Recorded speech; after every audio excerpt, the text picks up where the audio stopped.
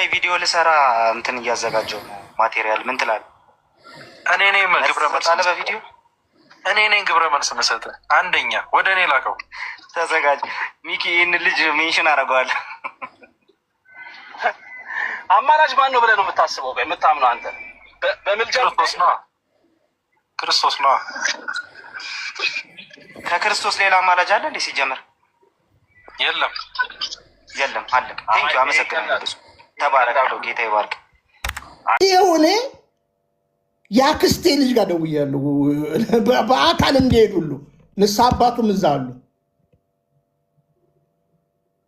ሌላ ሰዎች ጠይቄያለሁ። ዲያቆን አዲስ የሚባል የለም። እንትን አስተምሮ እያዳመጠ ይሄው እኮ የኦርቶዶክስ አስተምሮ ይሄ ነው መምህራንም እንደዚህ ብለዋል ብሎ እየሞከረ ነው። ቢያንስ መልካሙ ደግሞ ምን እያደረገ ነው? ከነቀለሜ ጋር ቁጭ ብሎ ከነሱ ጋር አንድ ላይ ህብረት ሰርቶ ማለት ነው እያስተማረ ነው። እና ፈቃደኛ ነህ ወይ? አሁን ፓስተር መልካሙ ፈቃደኛ አይደለም። አሁን ለማውራትም እኮ ዲስከስ ለማድረግም እኮ አይፈልግም አይደለ? ስለዚህ የብፁዕ አምላክ አሁን እኔ ለምሳሌ እነ ሚኪ ምናምን ከዚህ በፊት እኔ ብዙ ዲስከስ ማድረግ የማልፈልገው ነገር ግን ያዘንኩባቸው ጉዳዮች አሉ። በጣም ያዘንኩባቸው እንዴት እንደዚህ ይደረጋል ያልኩት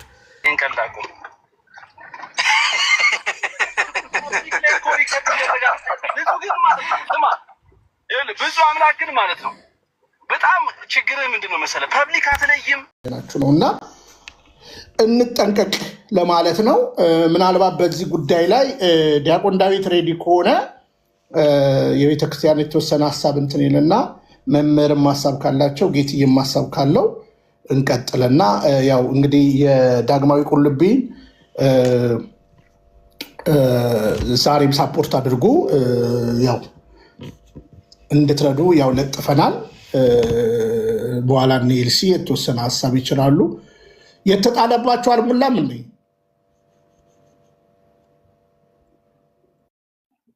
አልሙላ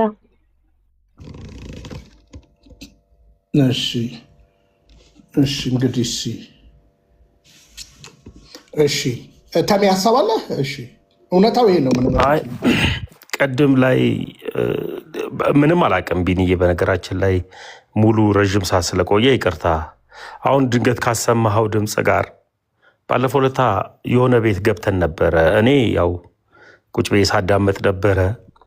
እነ ቀሲስ ዲበኩሉ እነ መዝሙረ ያሬድ አዳም ቤት ገብተን ዲያቆን አዲስ የተባለውም ወንድም ገብቶ ይቅርታ ተመስገን። ከይቅርታ ጋር ዲያቆን ባትለው ከይቅርታ ጋር እሺ ዲያቆን ሳታት ብዬ ነው። ገብቶሃል አይደለ?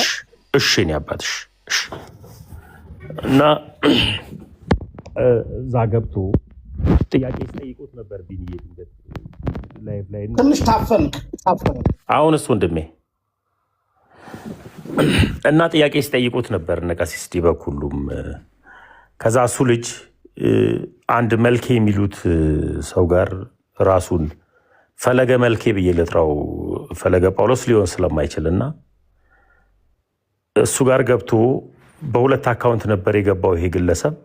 ሲጠይቁት የቤተ ክርስቲያንን መጽሐፍን አልቀበልም ሲል ይህ ልጅ የኔ ወንድም ነው ያለው ወንድማችን ብፁዕ አምላክ ነው።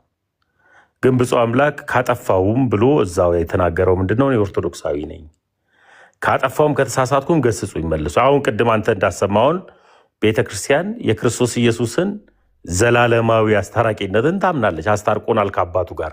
አሁን ግን በዚህ ሰዓት ላይ ይለማመጥልናል፣ ይለምንልናል የሚል አስተምሮ የለም ቤተክርስቲያን። ለምሳሌ ያክል ለእኔ አሁን በዚህ ሰዓት ኢየሱስ አያማልደኝም፣ በመስቀል ላይ ተፈጸመ ብሎኛል። የምልጃ ስራን ጨርሶልኛል ተፈጸመ ካለ። ስለዚህ ይህን ትምህርት አምኜ ነው ኦርቶዶክስ የሆንኩት። ያኔ ግን ይቅርታ ከዚህ በኋላ እኔ ከኦርቶዶክሳውያን ጋር ነው አብሬ መቀጥለው ምናምን ብሎ ብፁዕ አምላክ ተናግሯል።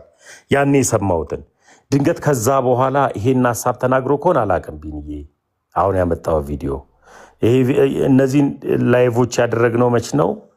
ኦልሞስት 3 ቀን 4 ቀን ሞልቷል ይሄ ነገር ከተደረገ። ይሄ ግን አዲስ የሚባለው ሰው ኦርቶዶክሳዊ አይደለም። ስሙን ዲያቆን ብሎ ነው የጠራው። የቤተ ክርስቲያንን መጽሐፍን እየመረጠ ነው የሚቀበለውና እነዚህ ነገሮች ላይ ትኩረት አድርገህ ብሰራ ደስ ይለኛል። የብፁዕ አምላክ ግን እንደዛ ሲል በጆሮዬ ስለሰማው ነው አስተካክላለሁ፣ ኦርቶዶክሳዊ ወንድማችሁ ነኝ ብሎ ስለተናገረ 3 ቀን 4 ቀን ቢሞላው ብፁዕ አምላክ እንደዛ ብሏል። የሚኪን ግን ሞር ብዙም አስተውዬ አላቅም። ሚኪ ጋር ላይቭንም ገብቼ አላቅም። ቢንዬ ፎሎሬም አይደለም ፎሎ ነበር። ፎሎ ሲያነሳ እኔ ፎሎ አንስቻለሁ የሚኪን እና ትንሽ እልህ ውስጥ የገባም ይመስለኛል። አሁን ወንድማችን ሚኪ በእልህ ወንጌል አይሰራም አይደል ቢንዬ? ለምሳሌ ያክል እኔ የተሳሳተ ነገርን ከሰራውኝ ከቤተክርስቲያን ውጭ የሆኑ ስህተቶችን ከሰራው ይቅርታ ነው መጠየቅ ያለብኝ። በቃ ማትሳሳተዋ ቤተክርስቲያን ውስጥ ስለመጣው ስለዚህ ነው እንዴ ዛሬ እንደዛ ብሎ ነበረ ሶሪ ሺሊ እና እንደዚህ አይነት ነገሮች በተለይ በቃ ብንችል ሁላችንም ከአባቶች ከታላላቆች ቁጭ ብለን ብንማር ስፔሻሊ እኔ ቢኒ አተኩሬ የምናገረው ከፕሮቴስታንት ቤት መጣን ብለን ቤተክርስቲያንን ለምናሰድብ ሰዎች የቤተክርስቲያንን ትምህርትን እንድንቃወም የሚያደርገን ምንድነው? አሁን መልክ የሚባለው የክርስቶስ ኢየሱስን አማላጅነት ዛሬ ያምናል።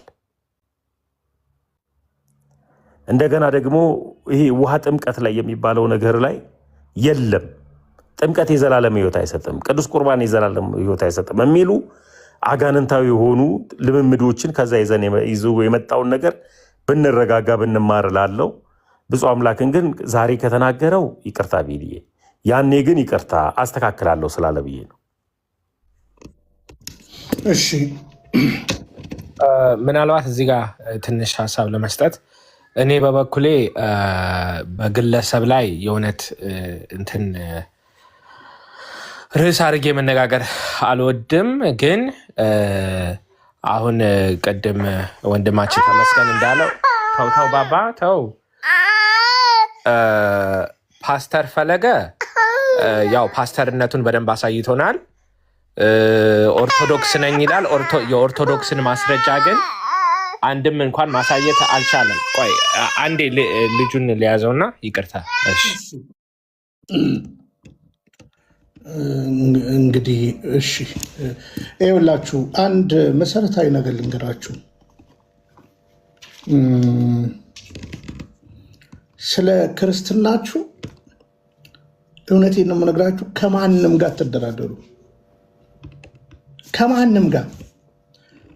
እኔ ለምሳሌ አዲስን የት ነው የምታውቀው ካላችሁኝ፣ ቅድም እኮ ጠራሁት አይደለ? ሌላኛው ወንድሜ ነው አለ። ሌላኛው ወንድሜ ነው አለኝ ቅድም አይደለ? ከዛ ሰምታችሁ ከሆነ ይኸውላችሁ እነ ብፁዕ አምላክ ቁማር ነው የያዙት። በቃ ቁማር ነው የያዙት። እኔ ይኸውልህ ስለ ቤተ ክርስቲያን ነው ከነዚህ ልጆች ጋር መነጋገሩ። ብፁዕ አምላክ በቅርብ ጊዜ መጥቶ ነው ይቅርታ ጠይቆኛል። ለምንድን ነው አሁን ብፁዕ አምላክ እኔ ጋር መጥቶ እዚህ ቤት ይቅርታ የጠየቀኝ? መልካሙ የሚባል ሰውዬ መጣ። ቢዝነስ ነው የያዘው። አጥማቂ ግርማ የሚባሉ 30 ሚሊዮን ብር ይሰጡናል ብለው በህቡ እኛም መቀጥቀጥ ጀመሩ። ኢየሱስ ክርስቶስ እንደሚወደን ጠንቅቀን እናውቃለን። ያሬዶ ጠንቅቀን ያለ ጥርጥር። ግን የትኛውን ላይ? እሺ ይቅርታ። እሺ እና የፓስተር ፈለገ ያው ሁላችንም አይተናል አቋሙ ምን እንደሆነ። ባይ ዘ ዌይ ተመስገን ሳላመሰግንህ ማለፍ አልፈልግም። ባለፈው ምን ያክል አቴንሽን እንደፈለገ አይ ቲንክ ፓስተር ሶፎንያስ ቤት መሰለኝ ካልተሳሳትኩና ድቤት አድርገኝ ሲልህ የሰጠው መልስ እንዴት ልቤን እንዳስደሰተው ልነግርህ አልችልም። በቃ አንድ ሰው አሁን ለምሳሌ ህፃን ልጄ እንደዛ እያደረገ ነበር። አቴንሽን በጣም ይፈልጋል እና 1 ዓመቱ ነው ግን እሱ ልጄ። ስለዚህ አቴንሽን መስጠት አለብኝ። ትላልቅ ሰው ግን እንደ ህፃን ሆኖ አቴንሽን እፈልጋለሁ ሲል መድኃኒቱ አለመስጠት ነው። እና በጣም ተናዶ ነበረ። ዲቤት ካላደረኩ ብሎ እኔ በጣም ነው ገረመኝ። እና የእሱ ነገር ያው እንትን ምንድነው አቋሙን አይተነዋል ማለት ነው። የሚኪና የብፁዕ አምላክ ምናልባት እየሰሙም ስለሚሆን ብፁዕ አምላክ ወንድማችን ቢኒያም አንተ ከመግባትህ በፊት ወይም እየገባህ እሱ ላይቭ ላይ ነበረ እና ክርስቶስ አማላጅ ነው እያለ እያስተማረ ነበረ።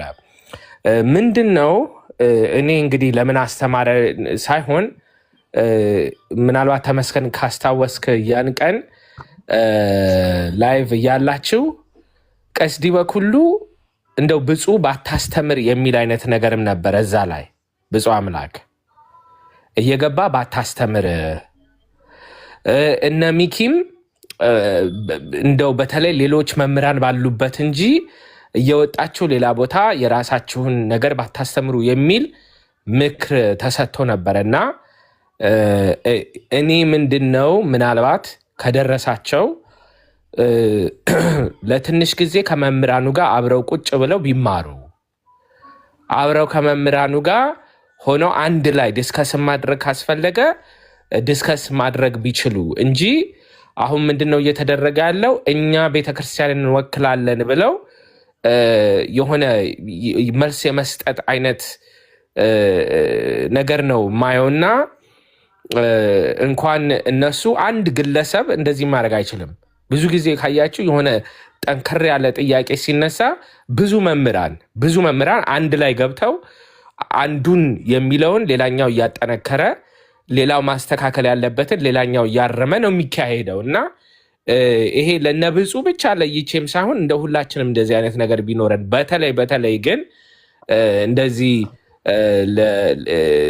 አሁን ለምሳሌ እዚህ አራያ የሚሆነን ወንድማችን ቢኒያም ነው እግዚአብሔር በሚያውቀው። አሁን ለምሳሌ ከንቱ ውዳሴ አይደለም ወንድማችንም ተመስገን። እውነቱን ለመናገር ወደዚህ እምነት ከመምጣታችሁ በፊት በደንብ አድርጋችሁ ተምራችኋል። በደንብ አድርጋችሁ ቁጭ ብላችሁ ጊዜ ወስዳችሁ ስለ ኦርቶዶክስ ተምራችኋል። ሁልጊዜ ግን መምህራን ትጋብዛላችሁ። መምህራን አስተምሩ እያላችሁ ከመምህራን ጋር ሁልጊዜ የምትሰሩት ማለት ነው እና እንደዚህ አይነት ጥያቄዎች ሲነሱ እነ ብፁዕ አምላክ እነ ሚኪ የኔ ምክር ምንድን ነው እራሳችሁ እኔ በቂ ነኝ ብሎ ይሄ የትዕቢቱን መንፈስ አስቀምጠን መምህራንን እስቲ እንጥራና እነሱ ያስተምሩን የሚል አይነት ሀሳብ ቢኖረን የተሻለ ይሆናል የሚል ምክር ነው ያለኝ ለማለት ነው። እሺ ዲያቆን ቃልዎት ያሰማሉ። ሁላችሁንም ትንሽ ክሊር ላድርግና ከዛ በኋላ የምልጃ ኮንሰፕትን እንነጋገራለን። በነገራችን ላይ ቅድምም አበክረን ስንናገርበት የነበረውን ነገርም መለስበታለሁ ማለት ሁላችሁም ሼር ኮፒ ሊንክ አድርጉ። በፍጹም ትህትና ዳግማዊ ቁልቢን ሜሪላንድ ውጭ ሀገር ያላችሁ ሳፖርት አድርጉ። ቦታ ገዝተዋል። ህንፃ ቤተክርስቲያን ሊገነቡ ነው። ስለዚህ ሳፖርት አድርጓቸው። በኋላ ቪዲዮ እናሳያቸዋለን። በነገራችን ላይ ግርማ መምህር ግርማ የሚባሉት አጥማቂ ሐሰተኛ አጥማቂ ግርማ ወደ አሜሪካ ሊመጡ ነው። እንደገና እንግዲህ ባለፈው እንደመጡ ታውቃላችሁ። እንደደረሰኝ ለአባታችን ልክ ያለው ልክ ደብዳቤው እጃችን ላይ ደግሞ እንደደረሰን እንዳትከተሉ የሚለውን እንበትናለን። ከባለፈው በተሻለ እግረ መንገዳችንን ማለት ነው። ስንደግፍ በምክንያት ነው፣ ስንቃወም በምክንያት ነው። ማንም ግን ከቅድስት ቤተክርስቲያን አይበልጥም። ማንም። አሁን በደንብ ስሙኝ።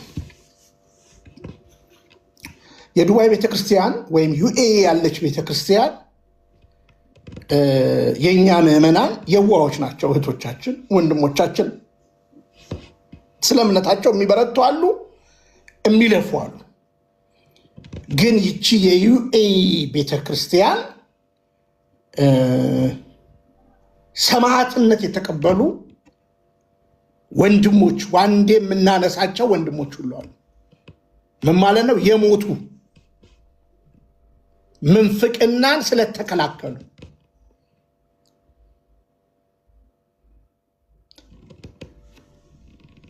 ብዙ አገልጋይ እነ በጋሻውን ጨምሮ ወደ ዩኤኢ ነበር የሚሄደው። ሌሎቹም ያደረጉት ሙከራ አለ። እኔ አሁን አዲስ የሚባለው ልጅን ዱባይ አውቀዋለሁ።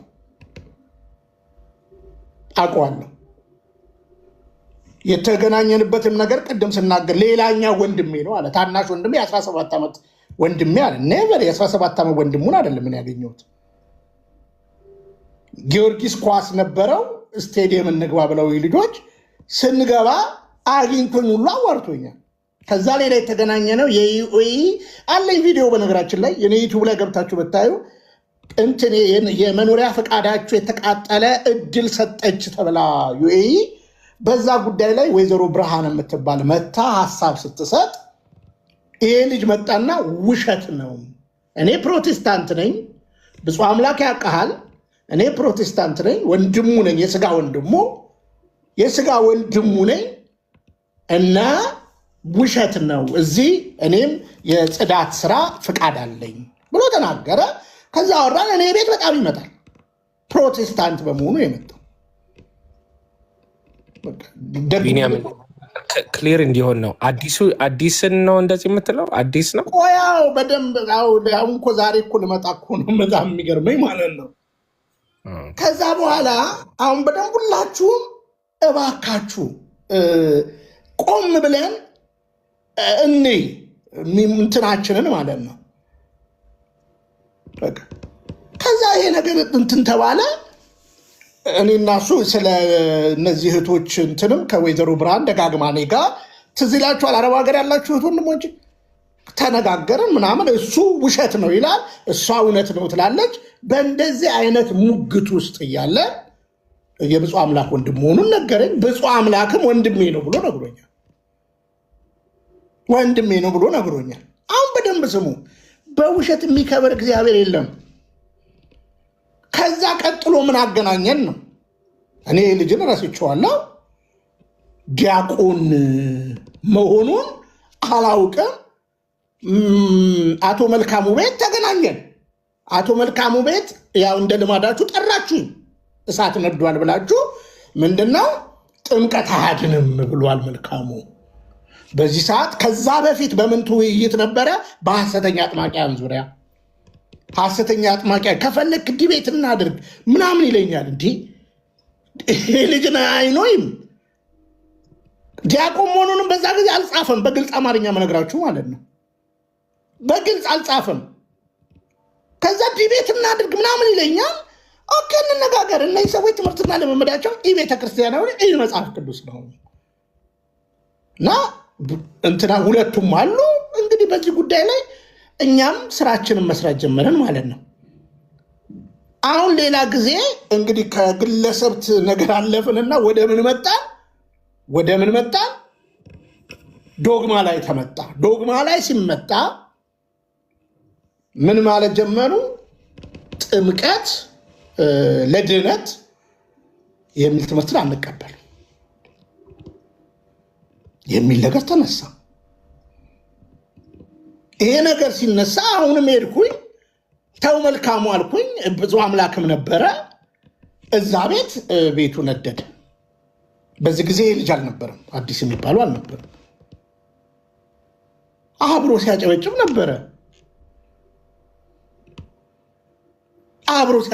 ነበረ። እኛ ቆሽታችን አሮ እንናገራለን፣ እነሱ ያፌዛሉ።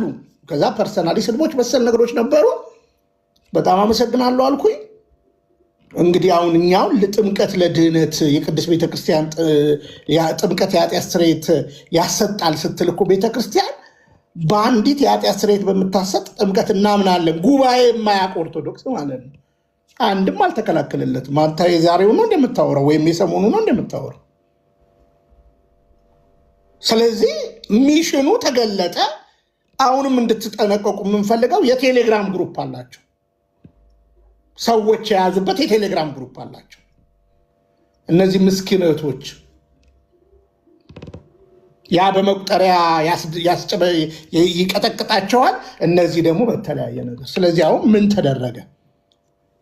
በዚህ በጣም እኔም አዝኜ ብዙ ተሰድቦኝ መጣ ቤቴ። ባለፈው ኤልሲን ባሉበት ይቅርታ ጠየቀኝ። በዚህ አጋጣሚ እኔም ብቻ ሳይሆን ኤልሲንም ሌሎችም እዚህ ቤት ያሉትን ሲሳደብ ነበር። በሱ አምላክ ዛሬ እንግዲህ የተነሳንበት ትልቁ ዓላማ ጠርታችሁኝ ነው እዛ ቤት ነው የሄድኩት። የጠራኝ ኬኩ ነው። የሄድኩበት ትልቁ ዓላማ አንድ ደግሞ ዲያቆን የሚባል ሊፈምስ የሚፈልጋለ ቀለሜና አለኝ ምናምን ሲል የነበረው የሆኒ ማኛ ቤት እሱን እንደ ጻን ልጅ እየተከታተልኩኝ እንዳትገባ እያልኩ እየመከርኩኝ ተወንድሜ እያልኩኝ ማነው ዲያቆን ማነው የሚባል ልጅ ማለት ነው ቢንያም እና ፈለገ አብረው በሽርክና ነው የሚሰሩት በሚል ነበር ቅድም የተጠራሁት ማለት ነው። እና ይሄ ውሸት እንደሆነ በግልጽ ተናግሬ በይሳት የብፁዕ አምላክ ጉዳይ መጣ። ዲያቆን አዲስ እኔ አሁን እግዚአብሔርን ካልፈራችሁ ጎላ ሚካኤል ያላችሁ ሰዎች አላችሁ። ጎላ ሚካኤል ከአንድ ሁለት ሰው ቅድም ነግሬዋለሁ። ለሱም አይደለ አጣራለሁ ብየዋለሁ። እንደጨረስኩ አጣርቻለሁ። ዲያቆን አዲስ የሚባል ጎላ ሚካኤል ዲያቆን የለም። ቢኒ ጠይቀህ የለም። ቆይ ልነግርህ እኮ ነው። አሁን እኮ ቅድም መጣ ወንድማችን መጣና ከኔ ጋር ተሟገትን ማለት ነው። የተሟገት ነው በሰላም ነው።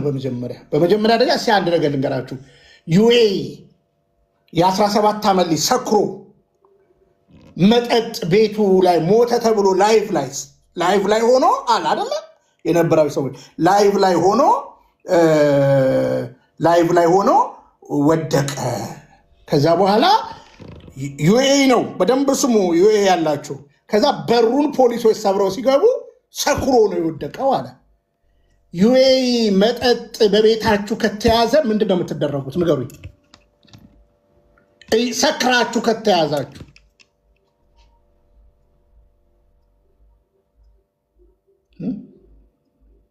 ቅድም እኮ በደንብ እኮ አወጣጣሁት። ዱባይ ያለው ሌላኛው ወንድሜ ነው። እስኪ እንነጋገር አለ። እስኪ እንነጋገር አልኩት። መጨረሻ ላይ እኔ በእውነት የምነግራችሁ ዩኤኢ ሌላ ወንድ ሁለት ናቸው። አዲስ አበባ ሌላ አለኝ፣ ያኛው ሌላ አለኝ ምናምን ነገር አለ። አይ እኔ አልተውህም፣ አዲስ ነው። እኔ አዲስ እንደሆነ ነው የማውቀው። አንድ ወንድም እንዳለ መናፍቅ ሆነ ያልከኝ ወንድም እንዳለ ይሄን ነው። እኔ ግን ማዝነው አሁን ለሱ አይደለም። አንተ ራሱ መናፍቅ ነህ ብዬ ነው ለአንተ ነው የምጸልየው፣ አደብ እንድትገዛ ታለቅ አደብ እንድትገዛ። አሁን ቪዲዮውን ቅድም ልካችሁልኛል አንዳንዶች። አባታችንም እንግዲህ ቀሲስ ዲበኩሉ እንወዳችኋለን፣ እናከብራችኋለን።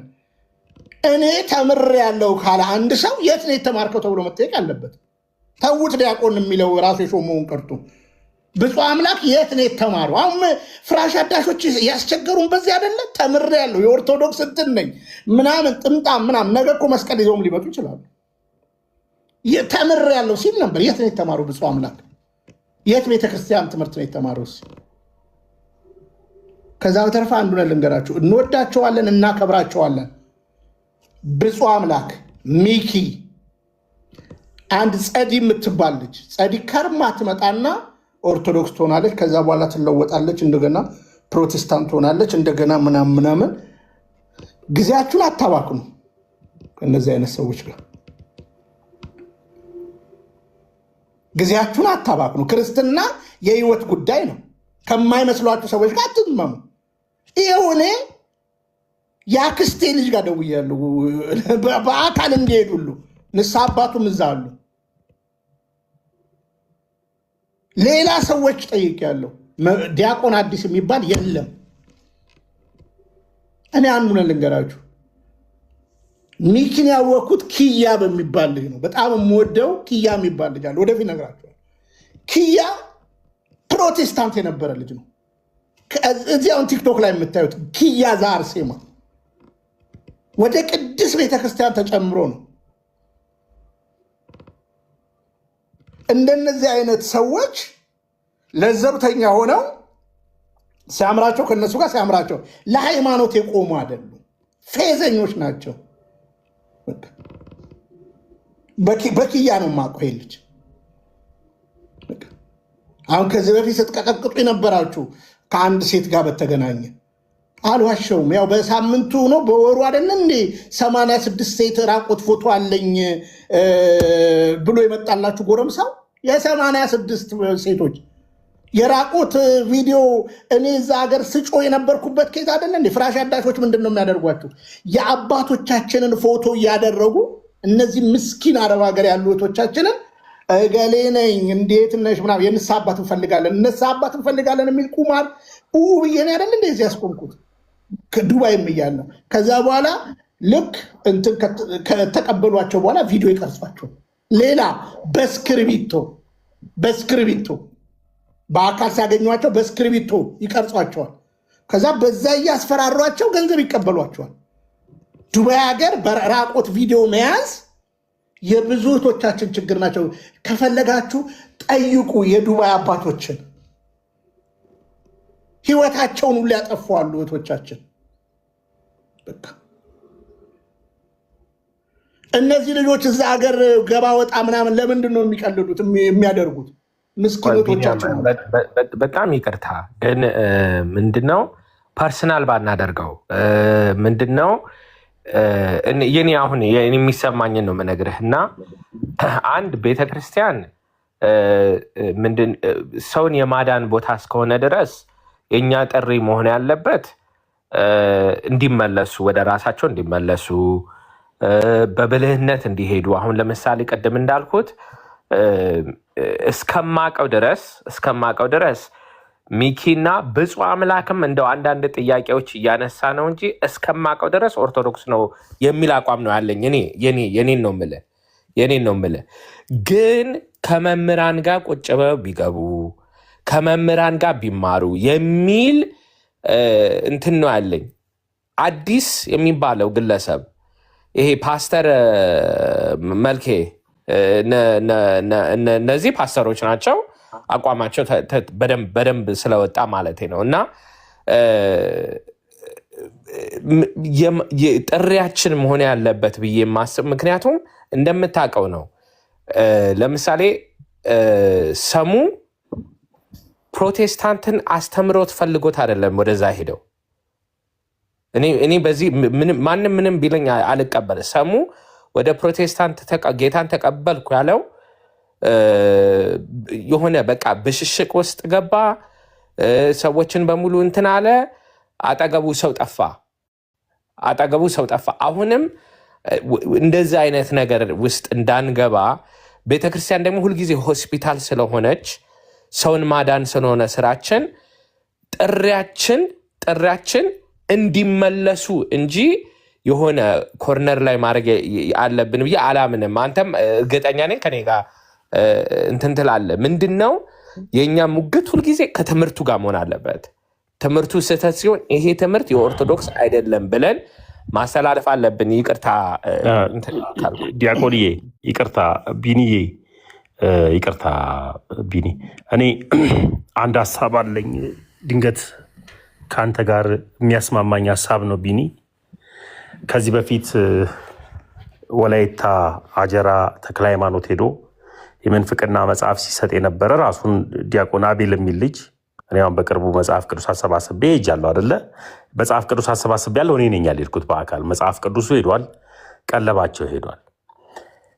እሱ ልጅ ያለበት እና ለእሱ ልጅ የሰጠችዋ ቤተክርስቲያን ሄጄ ቤተክርስቲያኑ ድረስ ሄጄ አባታችንን አግኝቻቸው ብፁዕነታቸውን አግኝቼ እሱ ልጅ ታግዷል። አሁን ገብቷል። ይህ አሁን ዲያቆን አቤል የሚባለው ልጅ ልክ እንደዚህ ራሱን ዲያቆን ነኝ ያለው ሰው እኔ መሄድ እችላለሁ። ለመሰለ የሚሄደው ቢኒ አንድ የሚሄደው ጉዳይ እዚህ ፕላትፎርም ላይ ኦርቶዶክሳዊ ትምህርት አንድ ነው። 4-5 ጊዜ የተከፋፈለ ኦርቶዶክሳዊ ትምህርት የለም። ለምሳሌ ያክል ፕሮቴስታንትን የነከሌ ቸርች ይባላል። አሁን ድሮ አንተ ቸርች ነበራል የግልህ ቢኒ ቸርች ተብሎ ነው የሚጠራው። የፓስተር ቢኒያም ቸርች ተብሎ ነው የሚጠራው። ኦርቶዶክስ ጋር ግን የከሌ ቸርች የሚባል የለም። በቃ የኢትዮጵያ ኦርቶዶክስ ተዋህዶ ናት፣ አንድ ናት ቤተክርስቲያን። እነ መምህር ግርማን የምትቃወምበትን አቋመም ይሄ ራሱን በሬጌ ስታይል ጠቅልሎ የሚመጣው ሰውዬ እሱ የምትቃወምበትን መቃወም እደግፈዋለሁ። ቤተክርስቲያን ይህን ነከሌ አይደለችም። ቤተክርስቲያን አንዲት ናትና እንደዚህ ተብሎ የተሾመ ዲያቆን ካለ ወይም ክህነቱን የተቀበለ ሰው ካለ በይሃው በእግዚአብሔር ፊት እኔ ነገ አሳውቃለሁ። ሄጄ አባታችንን አግኝቻቸው የቤተክርስቲያኑን ዋና አስተዳዳሪን አግኝቼ ያንን ሰው ራሱን ዲያቆን ነኝ ያለው ሰው ካልሆነ እንደዚህ አይነት ሰው የለም የሚል ራሳቸው በግልጽ በሚዲያ እንዲናገሩ አደርጋለሁ። አንተ ጋር መምጣት ካለባቸው ያንተን ስልክ ሰጣቸዋለሁ። ቢኒ ቀልድ ስላልሆነ ግን እንዳለው ዲያቆን ዴቭ እንዳለው እኛ ጋር በተለይ እዚህ ቲክታክ ላይ ምን አለ መሰለ ቢኒዬ፣ እልህ መገባባት አለ። በእልህ ሃይማኖት አይፈርስም፣ በእልህ ሃይማኖት አይገነባም። ሃይማኖት ገብቶን ተረርተን የምንከተለው ነው። እነዚህ ሰዎች እልህ ከሆነ በቃ እልህ አይዋጣም። ከእግዚአብሔር ጋር ህብረት እናድርግ። ካልሆነ ግን እየተደረገ ያለው የቤተ ክርስቲያኑ ትምህርት አይደለም። ሚኪ እንወድሃለን ተመለስ፣ ብፁም እንወድሃለን ተመለስ ለምቢባል ቤተ ክርስቲያን ሁልጊዜም እጇን ዘርግታ የምትጠብቀው ኃጢአተኛውን ነው። ኃጢአትን ትጠላለች። ስለዚህ እንደዚህ አይነት ነገር ላይ ከጎን እንሆናለን። ቢኒ ቀጥሎ ግን አይ አንመለስም የሚል ሀሳብ ካለ ግን የት ነው ደብራቸው? የት ነው ህብረት የሚያደርጉት? እኔ ቤተ ክርስቲያን አለኝ፣ የንስሐ አባት አለኝ። የሆነ ነገር እንኳን ብስት ቤተ ክርስቲያኔም የንስሐ አባቴም ሊጠየቅ ይገባል፣ ተው ሊለኝ ይገባል። ደግሞ እግዚአብሔር ደግሞ ወዶና ፈቅዶ በዚህ ፕላትፎርም እንደ አባት የምናያቸው እውነተኛ ክህነት ያላቸው ደግሞ ካህኖች ደግሞ አሉ። ተው ሲሉን የምንሰማቸው እንደነሱ አይነት ወንድሞችን፣ ትሁት የሆኑ ዲያቆናቶችን፣ ትሁት የሆኑ ቀሲሶችን የሚያስተምሩ አሁን እኔ ቀሲስ ዲበኩሉን አለማክበርና አለመስማት አልችልም። ተው ይሄ ነገር ልክ አይደለም ካሉ በቃ ቤተክርስቲያን አምና የሰጠቻቸው ቅስና አለ። ካህን እንደ ካህን አክብረን ተው ብለዋል ቀሲስ ዲበኩሉ። ስለዚህ እንደዚህ አይነት ነገሮችን እያስተካከልን ብንሄድ ሞር አሪፍ ነው። ቢኒዬ እንደ ሀሳብ ነው ያቀረብኩልህ። ቀጥል። እሺ እንግዲህ ያው እናንተም ስለመጣችሁ ጠንቀር አድርጌ ነው የምቀጥለው። ቃለ ሕይወት ያሰማልን። ተሜ በቅርብ ጊዜ እኔ እናንተ ተደዋውለን ነበር አይደለ? አንዳንድ ችግሮች ተፈጥረው ከዛ በፊትም ተደዋውለን የጠየኩ ጥያቄ ምንድን ነበር? ሲተሜ መጀመሪያ የጠየኩ ስለ አንተ የት ደብር ነህ ነው አይደል ያልኩ? የት ደብር ነህ ተሜ? የት ነው ጆይን ያደረግከው? የት ነው የምትከታተለው? አሁን እውነትን እናገር ከተባለ እንዳትሸወዱ። እነ ጽጌ ስጦታው እኮ እነ ሜሎስ አንዳንዴ ኦርቶዶክስ ነን ብለው ነው የሚያወሯችሁ እዚህ ሶሻል ሚዲያ ላይ። ኦርቶዶክስ ነን ብለው ነው። ብዙ አምላክ የት ደብር ነው? የት ደብር ናቸው? አየህ፣ ይህንን አሁን ለምሳሌ እኔ ጠይቄያለሁ፣ ከአንድ ሁለት ሰው ጠይቄያለሁ እኮ አልኩ። የአክስቴ ልጅ እዛው ነው ያለው። ስለዚህ እኛ ማድረግ ያለብን በመጀመሪያ ደረጃ እኔ የት ደብር ነህ ብዬ የምጠይቀው አለ፣ ማንንም እጠይቃለሁ። ለምሳሌ እኔ አሁን ኡጋንዳ ነኝ ያለሁት። ኡጋንዳ ላለሁበት ደብር ሰሚት አድርጌ ነው የምኖረው። በቃ አለቀ። ዱባይ ነበርኩኝ። ዱባይ ለነበርኩበት ሻርጃ ደብር ሰሚት አድርጌ በቃ ነው የምኖረው። አሁን ዲያቆን አዲስ ጋብቻ እኮ አይደለም። እነ ብዙ አምላክ አሁን በእውነት ማርያምን እነሱ ኦርቶዶክስ ናቸው ምናምን ብለህ ለእኔ ብትነግረኝ ጽጌ ስጦታውም ኦርቶዶክስ ነኝ ነው ብሎ ነው እኮ የሚያወራው። አሁንም እኮ መልካሙ እኮ ኦርቶዶክስ ነኝ ነው ብሎ የሚያወራው። ቆይ እኔ ደረቅ ላድርግላችሁ። የመልካሙ ሀሳብ ከብፁዕ አምላክ ሀሳብ የተለየ ነው እንዴ? የተለየ አይደለም። ግቡና ተመልከቱ። የዛሬ 3 ወር 4 ወር እሱ ቤት የነበረውን ሙግት እንዴ። እምነት እኮ ሲያምረን የምንገለባበጥበት የቲያትር መድረክ አይደለም፣ ሰርከስ አይደለም። እምነት የላይፍ ጉዳይ ነው አይደለ እንዴ? ብፁዕ አምላክ ይሄው አሁንም እኮ ነገርኳችሁ። አሁን ቅድም ባሰማችሁ አላመናችሁም። ባይደዌ ለጌታችን እኛ ከሁለት ባህሪ አንድ ባህሪ ብላ ነው ቤተክርስቲያን የምታስተምረው። አባቶቻችንም እኔ በኋላ እንነጋገራለን። የሚማልድ የሚለው ቃል ለአብም ለወልድም ለመንፈስ ቅዱስም ተሰጥቷል። ቃሉ ማለት ነው። ቃሉ ክርስቶስን በዚህ እንገልጣለን ወይ? አማልዷል ብለን እንገልጣለን ወይ? በነገራችን ላይ እንደ እኛ አይደለም ነው የሚለው መዝገበ ቃላቱም ማለት ነው። ይሄ አሁን ቤቱን ከፍቶ ለዛውም እኮ በአማላጅ ነው ብሎ ነው የሚያወራው። ሎቱ ስብሐት እዮም መኮንን የሚባል አለ። አሁን ደግሞ ይሄ ልጅ ማለት ነው። ይሄ ልጅ ደግሞ ይኸውላችሁ እዮም መኮንን የሚባል ልጅ አለ። እኔ አላወቅኩትም፣ ቅድም አይቼው ነበረ። ይሄ ደግሞ ገድላት አልቀበልም የሚል ነው። ገድላት ምናምን አልቀበልም የሚል ነው። እኛ እናፈምስም በጉልበት። እኔ ቤት የነበረ ልጅ አሁን ይሄ ልጅ ለመፈመስ እኮ እምነት አይካድም። በነገራችን እንደ ኤፍሬም የተገላበጠ ቂጣ መሆንም አይጠበቅብንም። ስለዚህ ሲኔ አሁን እናንተ ነው እውነት ማርያምን ብፁዕ አምላክ ኦርቶዶክስ ነው ለምትሉኝ የት ታውቁታላችሁ? ቢኒዬ ምን መሰለ፣ እዚህ ጋር አሁን መለየት ያለብን ነገር አንደኛ ነገር ማንም ስለሌላ ሰው መመስከር አይችልም። እውነቱ ለመናገር አንድ ሰው ስለ ራሱ ይመሰክራል እንጂ እኔ እንደው ወገቤን ይዤ የምከራከርለት የገዛ እናቴን እንኳን እንትን እንደዛ አልከራከርም። ምክንያቱም እሷ ነች ስለ ራሷ እምነት መመስከር ያለባት። ይህ አቋሜ ነው። ግን ልዩነት አለ። አሁን ለምሳሌ መልካሙ ባለፈው ገብቼ ዲቤት አድርጌዋለሁ እና ጥምቀት አያድንም ብሎ እሺ እንደዛ ከሆነ በኦርቶዶክስ ተዋሕዶ ቤተክርስቲያን መጽሐፍት ወይ መምህራን እስቲ ያሳየኝ ጥምቀት አያድንም ብሎ የተከራከረ ስል አይ ፖለቲካ አትስራ ነው ያለኝ። አሁን ይሄ ምንድን ነው? ይሄ መልስ ምን ማለት ነው? ማሳየት አልችልም ነው ባጭሩ ማለት ነው። የኦርቶዶክስ ሀሳብ የኦርቶዶክስ አስተምህሮት ምን እንደሆነ ማሳየት አይፈልግምም አይችልምም የሚል ድምዳሜ ላይ ደረስኩ ማለት ነው። አሁን ግን ቅድም ራሱ ብፁዕ ምን እያደረገ ነበረ? መጽሐፍ ቅዱስ የአባቶችን እንትን አስተምሮ እያዳመጠ ይሄው እኮ የኦርቶዶክስ አስተምሮ ይሄ ነው መምህራንም እንደዚህ ብለዋል ብሎ እየሞከረ ነው። ቢያንስ መልካሙ ደግሞ ምን እያደረገ ነው? ከነቀለሜ ጋር ቁጭ ብሎ ከነሱ ጋር አንድ ላይ ህብረት ሰርቶ ማለት ነው እያስተማረ ነው። እና በጣም ልዩነት አለው። ሁለቱ አንድ አይደለም። እውነቱን ለመናገር እኔ አሁን ምን እያልኩ ነው? ጥፋት የለም እያልኩ አይደለም። የአስተምሮ ጥፋት ሊኖር ይችላል። የአረዳድ ጥፋት ሊኖር ይችላል። የአገላለጽ ጥፋት ሊኖር ይችላል። እነዚህ ነገሮች ግን ሲደረጉ ምንድን ነው መፍትሄው ነው የኔ ጥያቄ። በተለይ እነ ሚኪ እነ ብፁዕ ያ ግሩፕ ውስጥ ያሉት ልጆች እግዚአብሔር በሚያውቀው የሆነ ተጎድተዋል።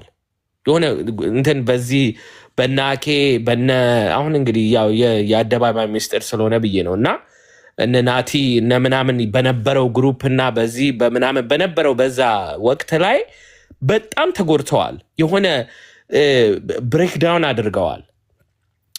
ጉዳዩ እንዳሰቡት ስላልሄደላቸው ወዘተ ብለን እንለፈው እና በዛ ምክንያት አይ ሲ ላይክ የሆነ ላይክ ሪዘንትመንት ነገር እንበለው የሆነ እንትን ውስጥ ናቸው እና ያ ኮንፊውዥን ውስጥ ገብተዋል። እኔ ማየው እንደዛ ነው። እውነቱን ለመናገር በጣም አዝንላቸዋለሁ። በጣም ከልቤ አዝንላቸዋለሁ። ስለዚህ የእኔ ፖይንት ምንድን ነው? አንድ ሰው ወጥቶ የኦርቶዶክስን ትምህርት አልቀበልም ሲል ያኔ አምነዋለሁ ማለት ነው። ግን ለመማር ፈቃደኛ ከሆነ ከመምህራን ስር ቁጭ ብዬ ትምህርቱን አስተካከላለሁ የሚል እይታ ካለው ጊዜ መስጠት አለብን ነው። እሺ ዲያቆንዬ፣ እኔ ይኸውልህ አሁን በደንብ ስሙኝ። እኔ ልፈርድ አይደለም እዚህ ጋ የተቀመጥኩት፣ ግን ለመልካሙ መጥፋት በቀዳሚነት ለመልካሙ መጥፋት እምፈረጃቸው ሰዎች ናቸው።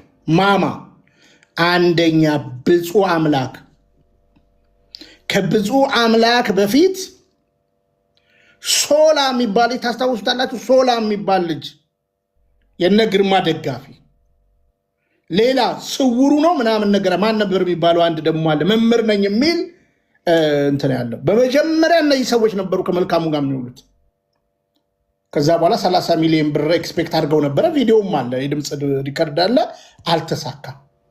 ከዛ በኋላ ጫወታ ወደ ምን ተቀየረ? ጫወታ ወደ ምን ተቀየረ? ይሄ አሁን ዲያቆን አዲስ የምትሉት ብፁዕ አምላክ ሌሎች ሆነው ከመልካሙ ጋር መዋል ጀመሩ። እዛ ቤት እውነት እናገር ከተባለ ነገረ ድነት ነበር እንደ የነበረው ትምህርት። እኛ እኮ አለን እኮ እንሰማለን እኮ ነበር ወይ? ስለዚህ እኔ የምናገረው በመጀመሪያ ደረጃ እኔ አሁን ብፁዕ አምላክ የት ደብር ነው? አሁን ወንድሜ ብሏል አይደለ? ጎላ ብሏል። ጎላ ሚካኤል ተሜን ማጣራት ትችላለን። ያጣርቻለሁ። ይሄ ልጅ ወርቅሸት ብሎ መልካሙ ሄደ ጆቢራው ጋር።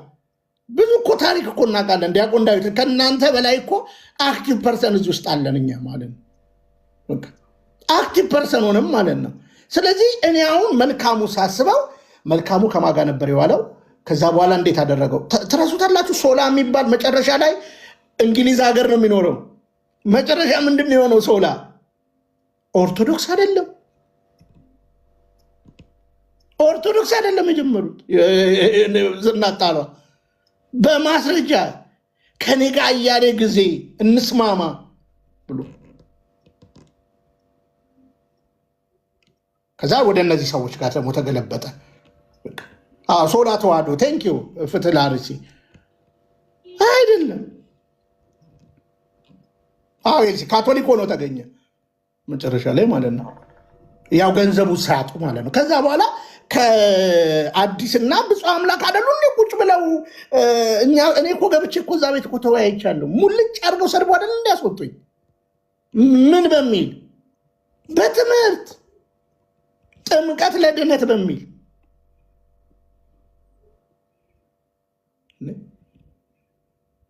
ስለዚህ እናንተ ነው ብላችሁ ካሰባችሁ ጥሩ። እኔ ግን ያለኝ ምልከታ ተናግሬያለሁ።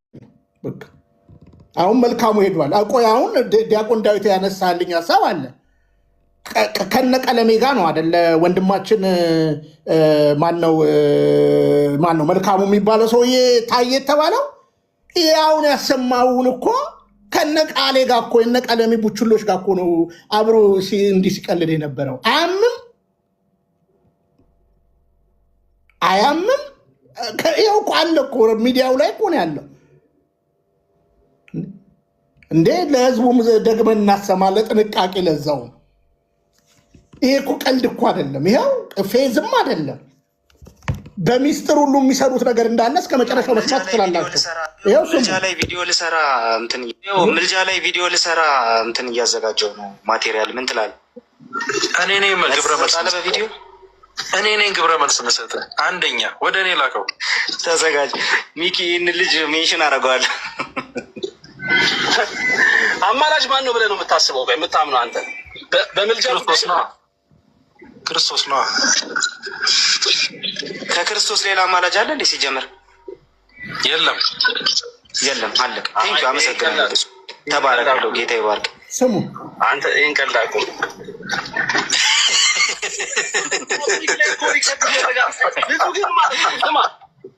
ብዙ አምላክ ግን ማለት ነው። በጣም ችግርህ ምንድን ነው መሰለህ? ፐብሊክ አትለይም አንተ። ፐብሊክ ፎን ብቻ ነው እንዴ? ምልጃ ላይ ፐብሊክ አትለይም። የሚወራበትን ቦታ አታውቅም።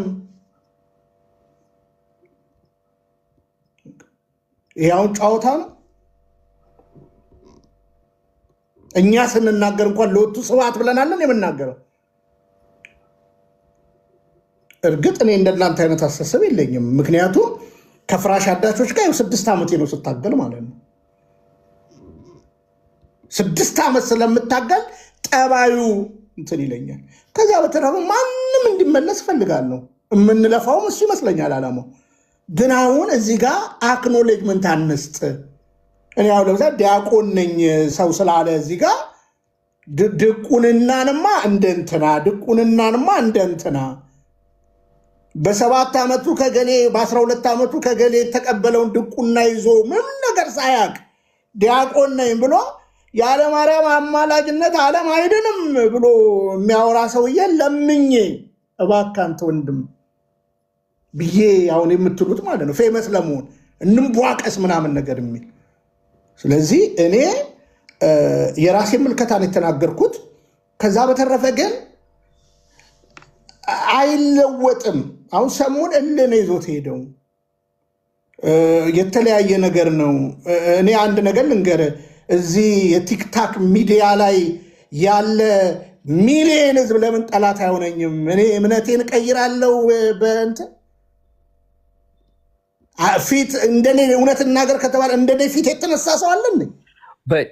እሱ እኮ ነው ሶሪ ቱ ካት ዩ ኦፍ እና ቢኒ የእኔ እሹ የሚመስለኝ አሁን የማቹሪቲ ጥያቄ አለ፣ የእድሜ ጥያቄ አለ፣ የግንዛቤ ጥያቄ አለ። አንዳንድ ጊዜ ከዚህ በፊት ተናግሬዋለሁ ቲክቶክ ላይ የግንዛቤ እጥረት ያለባቸው ብዙ ልጆች አሉ። ብዙ ያየሁት የሆነ አሁን ለምሳሌ ብዙ ጥያቄዎች ያሉት እኔ የተረዳሁት ምንድን ነው ጥያቄዎች አሉት። ኮንፊውዥን ውስጥ ካለ ያንን ማጣራት ያስፈልጋል። መጀመሪያ የእሱ አሁን እኔ ምን ይደረግ ብትለኝ ማለት ነው ምን ይደረግ ብትለኝ ከአባቶች ጋር ከብፁ ጋር መነጋገር አለብን። መጀመሪያ ለመማር ፈቃደኛ ነህ ወይ? የአባቶችን ትምህርት ለማወቅ ፈቃደኛ ነህ ወይ? አሁን ፓስተር መልካሙ ፈቃደኛ አይደለም። አሁን ለማውራትም እኮ ዲስከስ ለማድረግም እኮ አይፈልግም አይደለ? ስለዚህ የብፁ አምላክ አሁን እኔ ለምሳሌ እነ ሚኪ ምናምን ከዚህ በፊት እኔ ብዙ ዲስከስ ማድረግ የማልፈልገው ነገር ግን ያዘንኩባቸው ጉዳዮች አሉ። በጣም ያዘንኩባቸው እንዴት እንደዚህ ይደረጋል ያልኩት ቀሲስ ዲበኩሉ ገብተው ይህንን ነገር አቁሙ ሲል እሺ እናቆማለን ያሉበት ብዙ ጊዜ አለ። እኔ ምስክር ነኝ። ስለዚህ ያንን እድል እንስጣቸው። ጠርተን ማነጋገሩ ለእኛም ባይሆንም አንዳንድ ጊዜ ትዕቢት አለ አይደለ? አንተ ማነህ እኮ አለ ቢኒ፣ አንተ ማነህ እኮ አለ። ገና ሰው ያው ችግር አለብን እኛ የሆነ የትዕቢት ነገር አለ አይደለ? ግን አባቶች ባሉበት ምን ባሉበት ጠርተን ከዛ በኋላ ይሄ ትምህርት ለማስተካከል ፈቃደኛ ነህ ወይ? አይደለሁም፣ አልንቀሳቀስም፣ አልሄድም፣ በዚህ ጸንቼ ቀጥላለሁ ካለው ያኔ ግልጽ ነው። በቃ አቋሙን ቀየረ ማለት ነው። አባቶችን እሰማለሁ እታረማለሁ የሚል መንፈስ ካለው ለመመለስ ዝግጁ ነው ማለት ነው። ሰው 70 ጊዜ ቢያጠፋ 70 ጊዜ ይቅርታ የማለት ግዴታም አለብን። ግን የሆነ ሁለቱን ነገሮች ሚክስ ባናረጋቸው እና አዲሱ እነ ፓስተር መልካሙ ያሉበት አቋምና እነዚህ ልጆች ያሉበት ለእኔ እንግዲህ የእይታ ልዩነት ሊሆን ይችላል። ለእኔ ግን ሁለቱ በአንድ ግሩፕ ውስጥ አላካትታቸውም ለማለት ነው። ሶሪ እንግዲህ እንትን ካልኩ ዲያቆንዬ። እሺ እኔ እንግዲህ እንደው መግባባት እየቻልን ስለሆነ ይኸውልህ እኔ አንድ ናቸው ብዬም አይደለም ኮንክሉዥን እየሰጡ ያለው። ለምሳሌ እኔ ስለ ማነው ስሙ ስለ ሚኪ የተናገርኩት ጊዜ አለ፣ ተው ያልኩት ጊዜ አለ። አሁን እዚህ ይሄኛው ቪዲዮ አይቻለሁ። ግን ዲያቆን እንዴ ብፁዕ አምላክ እኮ መነን ቤት ይገባል። ጸዲ የምትባል ቤት አለ። እዛ የሚያወሩትን እናንተ ታውቁታላችሁ። እዛ የሚሰነካከለው ህዝባችን አይደል ነው። እንግዲህ ምናልባት ሌሎችን እድል እንስጥና ወደ ምልጃ ኮንሰፕት የተወሰነ ሀሳብ ምልጃ የሚለው ቃል በቅድስት ቤተክርስቲያን ለክርስቶስ እንግዲህ ቅድም የተነሳውን ሀሳብ እንትን እንላለን ማለት ነው። ዘታወስ እንዴት ነህ? ቢኒ እንዴት አረፈዳችሁ? እንዴት አመሻችሁ? ሁላችሁ አንተ ያው ዩቲዩብ ላይ ስለምትሽከረከር አናፖሎጀቲክስ የሚባለውም ልጅ ስላለ ሀሳብ ሊሰጠን ይችላል። ምናልባት ቴንኪው እየጻፈ ነው፣ አሁን እያየሁት ነው። ብትገባልን ደስ ይለናል፣ አዌር እንድታደርገን ማለት ነው። አንተም ብዙ እየሰራህ እንዳለ እናውቃለን። እና ፕሊስ እኛ ግድ የሚለን ስለሚሰናከሉ እህቶቻችን ነው። ዘታወስ የሚያው እንደዚሁ ስላለ የተወሰነ ሀሳብ ችረን ብዬ ነው። ኦኬ መልካም። እሺ ቢኒ አመሰግናለሁ። ማለት እኔ አሁን እውነቱን ነው መነጋገር ያለብን እዚህ ጋር ማለት ነው። በቤተክርስቲያን በአስተምሮ ምንም እንኳን እንደው በኃጢአት በበደል እንኳን ባድፍም እንትን ብልም በቤተክርስቲያን አስተምሮ ፈጽሞ አልደራደርም። ይሄ የኔ አቋም ነው፣ የሁላችንም አቋም መሆን መቻል ያለበት ብዬ የማስበው የትኛውም ሰው ይሁን የቤተክርስቲያን አስተምሮ ላይ እንደዚህ አይነት ነገሮችን ሲፈጽም ስንመለከት ኮምፕሮማይዝ ማድረግ መቻል የለብንም። እኔ የተመለከትኩት ግልጽ የሆነ ነገር አለ ቱ ቢ ሆነስት ማለት ነው። በተለይ አሁን በነመልካሙ ዙሪያ በዛ ግሩፕ ዙሪያ በጣም ብዙ ነገሮችን ተመልክቻለሁ፣ እንትን ብያለሁ። በግልጽ በአደባባይ ያየናቸውም ነገሮች አሉ። አሁን እኛ የምንመለከተው መልካሙንና ይሄ አሁን ዲያቆን ነኝ ብሎ የመጣውን ልጅ ነው ከፊት ለፊት የምንመለከተው እንጂ ከጀርባው በጣም ሰፊ እጅ ያለበት እንትን ያለው ከጀርባው ማለት ነው። ሲጀመር ጀምሮ መልካሙና ይሄ ዲያቆን እንዴት ወደፊት ለፊት ሊመጡ ቻሉ የሚለው ነገር በራሱ እንትን ነው፣ ሰፊ ጥናት የሚፈልግ ነው። ምክንያቱም በሂደት ነው እንደዚህ ተንከባሉ ነው ወደዚህ የመጣው እንትን ያደረገው ማለት ነው።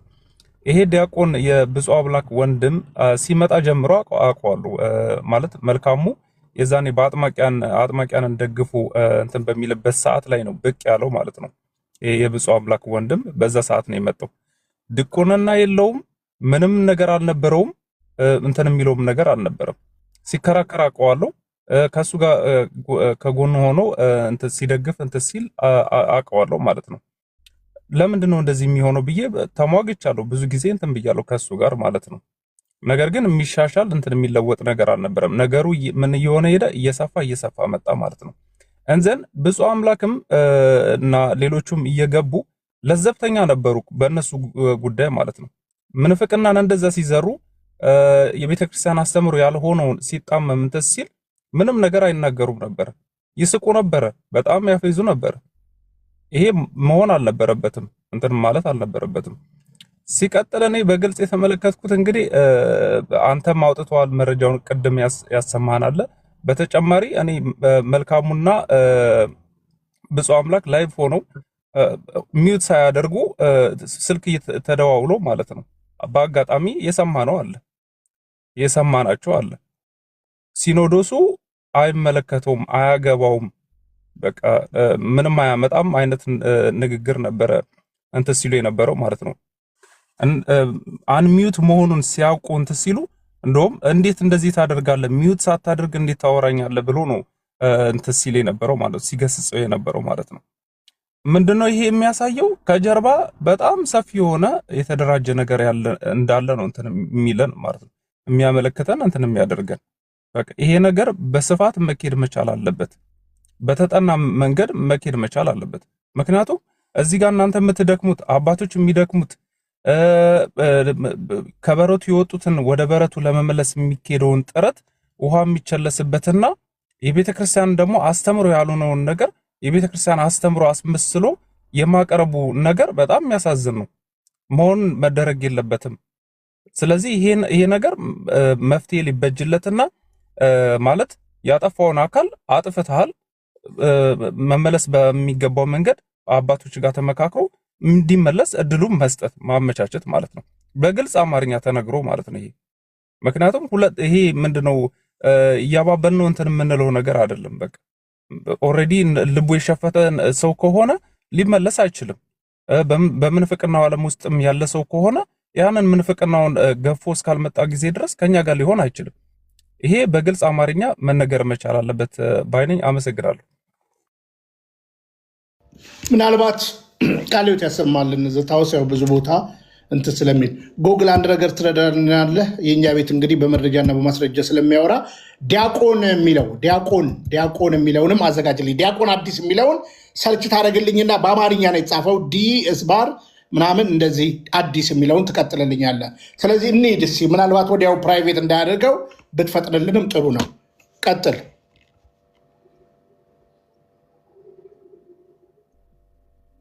ድምፅ ሚዩት ነው ብሮ። ኤልሲ የባንክ ዜሉን እባካችሁ ወይም በኖርማል ጽሁፍ ጻፉት። ምልጃ ላይ ቪዲዮ ልሰራ እንትን እያዘጋጀው ነው ማቴሪያል። ምን ትላለህ? እኔ ነኝ ግብረ መልስ በቪዲዮ እኔ ነኝ ግብረ መልስ መሰጠህ። አንደኛ ወደ እኔ ላከው። ተዘጋጅ ሚኪ። ይህን ልጅ ሜንሽን አደርገዋለሁ። አማላጅ ማን ነው ብለህ ነው የምታስበው? የምታምነው አንተ በምልጃ ክርስቶስ ነው። ከክርስቶስ ሌላ አማላጅ አለ እንዴ? ሲጀምር የለም። አለቀ። ቴንኪው፣ አመሰግናለሁ። ተባረክ፣ ጌታ ይባርክ። አንተ ይህን ቀላቁ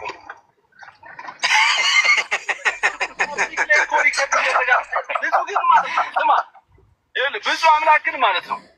በጣም ችግርህ ምንድን ነው መሰለህ? ፐብሊክ አትለይም አንተ። ፐብሊክ ፎን ብቻ ነው እንደ በግርማ መለኮቱ በክበበት ስምቱ ይመጣል። ማዳኑን ፈጽሟል። እንደ ኦሪቱ ሊቀ ካህናት በየዓመቱ ወደ ቤተ መቅደስ መግባት፣ መጸለይ፣ መማለድ፣ ቤዛነት መስዋዕት ማቅረብ አያስፈልገውም። አንዴ በዕለተ ዓርብ ፈጽሟል። እንደዛ ካልሆነ ምን ማለት ነው? ክርስቶስን በየዓመቱ እንደ ኦሪቱ ሊቀ ካህናት ራስህን ወደ መስቀሉ ውጣ፣ በየዓመቱ ቀራንዮ ውጣ ማለት ነው። ስለዚህ ክርስቶስ ማዳኑን ያልፈጸመ ይመስል አሁንም ይማልዳል፣ አሁንም ይጸለያል፣ አሁንም መስዋዕት ያቀርባል ማለት እንደ ፍጡሩ እንደ ኦሪቱ ሊቀ ካህናት ማድረግ ነው። ቤዛነቱንም ያልተፈጸመ ጎደሎ ማድረግ ነው ማለት ነው። ይቀጥላል ሐዋርያ ዕብራውያን ምዕራፍ 7 ላይ ቁጥር 22 እስከ 27 ደግሞ እንዲህ ይላል፣ እርሱ ግን ለዘላለም የሚኖር ስለሆነ የማይለወጥ ክህነት አለው። አሁን ንጽጽሩ ከኦሪቱ ጋር ሊቀ ካህናት ነው። የኦሪቱ ሊቀ ካህናት ስለሚሞት እሱ ሲሞት ለማን ይተላለፋል? ክህነቱ ለልጁ ለበኩር ልጁ ይተላለፋል። ክርስቶስ ግን ለዘላለም የሚኖር ስለሆነ የማይለወጥ ክህነት አለው።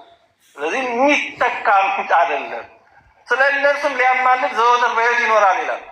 ሊያማልድ የሚለው ከኦሪቱ ሊቀ ካህናት አንጻር ነው። የኦሪቱ ሊቀ ካህናት በየዓመቱ እሱ ሲሞት ሌላ እየተተካ በየዓመቱ መስዋዕት እያቀረበ ነው ለሕዝቡ ጸሎት መስዋዕት የሚያቀርበው።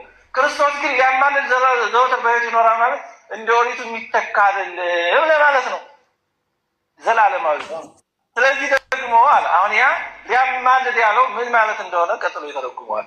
ስለዚህ ደግሞ በእርሱ ወደ እግዚአብሔር የሚመጡትን ፈጽሞ ምን ይችላል አለ ፈጽሞ ምን ይችላል? ሊያድናቸው።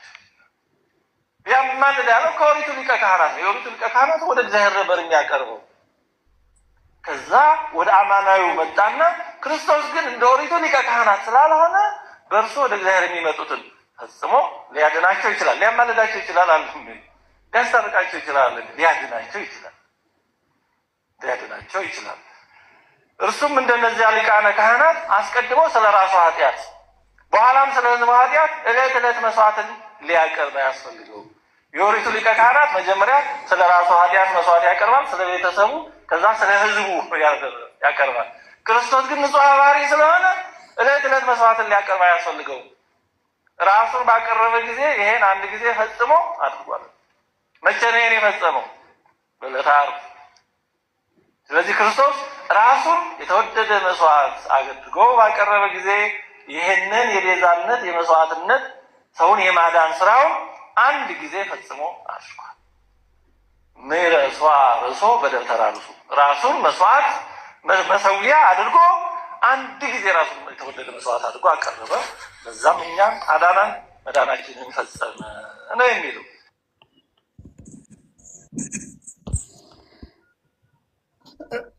እሺ እሱም ቪዲዮ ሙሉውን እናሰማችኋለን። እስኪ ዲያቆን አዲስ የሚል አንድ ግባልኝ በአማርኛ ጽሁፍ ቃልዮት ያሰማል መምህራችን። በኋላ እንመጣበታለን። ዲያቆን አዲስ የሚል ከአናፖሎጂቴክ ከስር ስላለ ወይ እሱም ቢገባ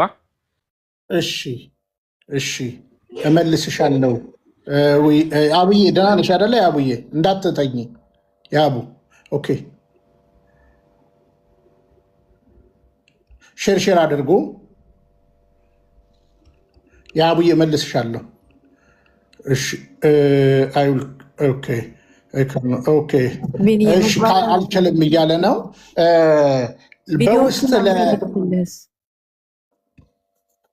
አንተ ለጎግል ትልክለታለህ። አናፖሎጂካ ፓርት ለቤኒ ላክለት ወንድማ ነው የኔ ቁጥር።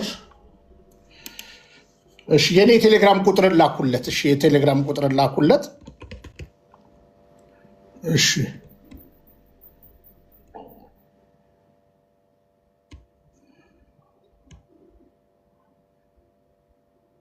እሺ ዲያቆን ዳዊት የአዲስን ቲክታክ ታውቀዋለህ? not really ዲያቆን something በደንብ አይደለም። ዲያቆን አዲስ ነው የሚለው ገብቶኛል። በደንብ አልያዝኩትም። I don't think I follow him። እሺ የዲያቆን አዲስን ሊንክ አንዴ ላኩልን።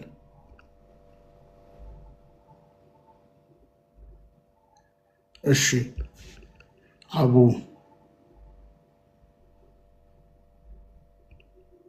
እሺ I think I found it።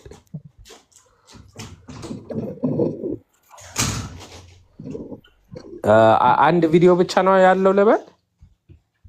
አጠፋቸው? I think so። እሺ ይሄ አይደለ? ጽሁፉን ስሙን አሳየኝ። ይሄ አጥፍቷቸዋል። እስኪ ክፈተው እሱን።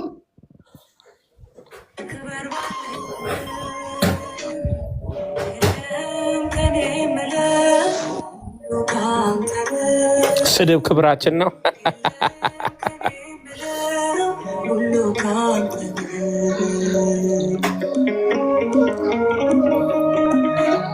እሺ በቃ ተወው። እሺ ሌላ ቻናል አለው።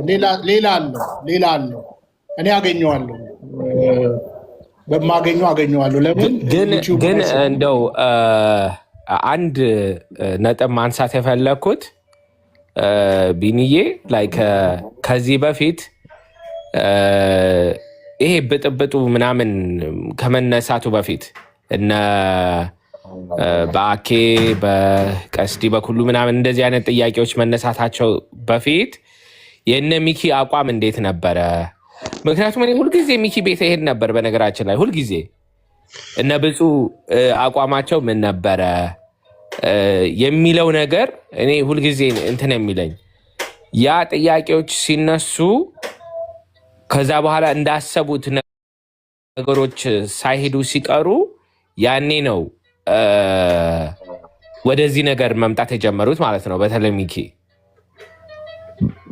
እና ቤተክርስቲያን እንዴት ዝም ትላለች ምናምን የሚል አይነት ነገር ኮንፊውዥን ውስጥ ከቶታል የምለው ለዛ ነው። እንደውም አናፖሎጀቲክ አይነው ከስር መግባትን የማችል ከሆነ ግን መጀመሪያ እንደውም ከአንተ ጋር ነበረ የተነጋገርነው እና እኔ አሁንም እዛው ላይ ነኝ ያለሁት እና ለዛ ነው ነገሮችን በጥንቃቄ ብንይዛቸው እንዳልኩት አይ ዶንት ኖ እንግዲህ መደጋገም እንዳይሆንብኝ እንጂ የሆነ ነገር እንዳለ ነው የሚታየኝ እነሱ ላይ ማለት ነው። የሆነ ተጎድተዋል እውነቱን ለመናገር ብዙ ሰዎች ደግሞ እነሱን አላለ የሆነ ኢግኖር የማድረግ ነገር እንደዚህ አይነት ነገሮች አሉ። ኤኒዌይ እና አይ ዶንት ኖ ብናስብበት በጥንቃቄ ብንይዘው ለማለት ነው። ሶሪ እንትን ካልኩ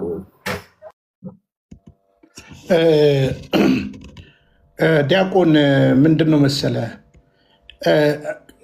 እኔ ከና አኬ ግጭት አሁን የአኬ ግጭት ምናምን እኮ ከዛ በፊት እኮ ነበሩ እኮ ዘታውስ ምናልባት አናፖሎጄቲክስ እኮ ሊያስታውሱ ይችላሉ። ፈለገ ጳውሎስ ወይም መልካሙ ቤት ከብቱ እየጠራችሁ ነው ናቸው ወረዱ።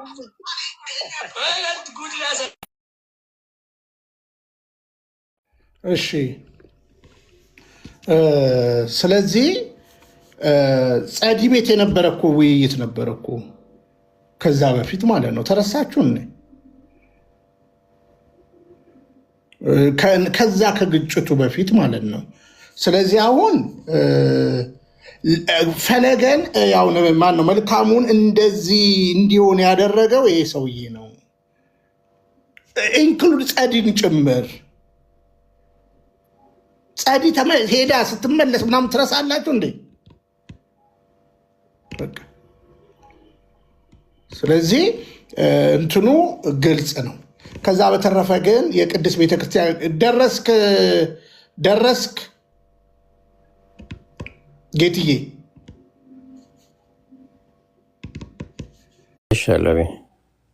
እሺ፣ የተወሰነ ሀሳብ እንግዲህ ዲያቆን ዳዊትና ጌትዬ ስለ ምልጃ የቤተክርስቲያን ሀሳብ ሼር ያድርጉንና ከዛ እንቀጥላለን። ምክንያቱም ሁላችንም ማወቅ አለብን፣ ቤተክርስቲያን ክርስቶስን አማላጭ አትልም። ከዛ በተረፈ በስጋ ወራት ሲባል እኛ ከሁለት ባህሪ አንድ ብላ ነው ቤተክርስቲያን የምታስቀምጠውና የቤተክርስቲያንን ትምህርት እንሰማለን ማለት ነው። አሁን ብፁዕ አምላክ እንደፈለገ የተናገራቸው ነገሮች አሉ። እኔም ስናገር በግልጽ አማርኛ ይህ ምልጃ የሚለው እንዳልኳችሁ ለሶስቱም ለአብ ለወልድ ለመንፈስ ቅዱስ የተነሳበት ቦታ አለ። ያንን ሀሳብ ለምሳሌ ለክርስቶስ ሲነሳ ለክርስቶስ እንደሌላው አይማልድም ነው። ምልጃ ማለት በሁለት ሰዎች መካከል የልመና ማለት ነው። አንዱ ስለሌላው መለመን ማለት ነው። ለጉድለት የተጻፈ ነው እና ምንም አሁን ገጣጥመ ብትለጥፍ እኔ አትሞቀኝም አትበርደኝም። ፋክቱ ግን ይሄ ነው። ፋክቱ ይሄ ነው። የቤተክርስቲያን ትምህርት ለምሳሌ ጸለየ፣ ተራበ፣ ተጠማ፣ ፈራ እንደዚህ የሚሉ ቃላቶች እንዴት ይገለጣሉ በቤተ ክርስቲያን? ለአርአያነት መሰል ነገሮች የሚነሱ ነገሮች አሉና ጌትዬ የተወሰነ ሀሳብ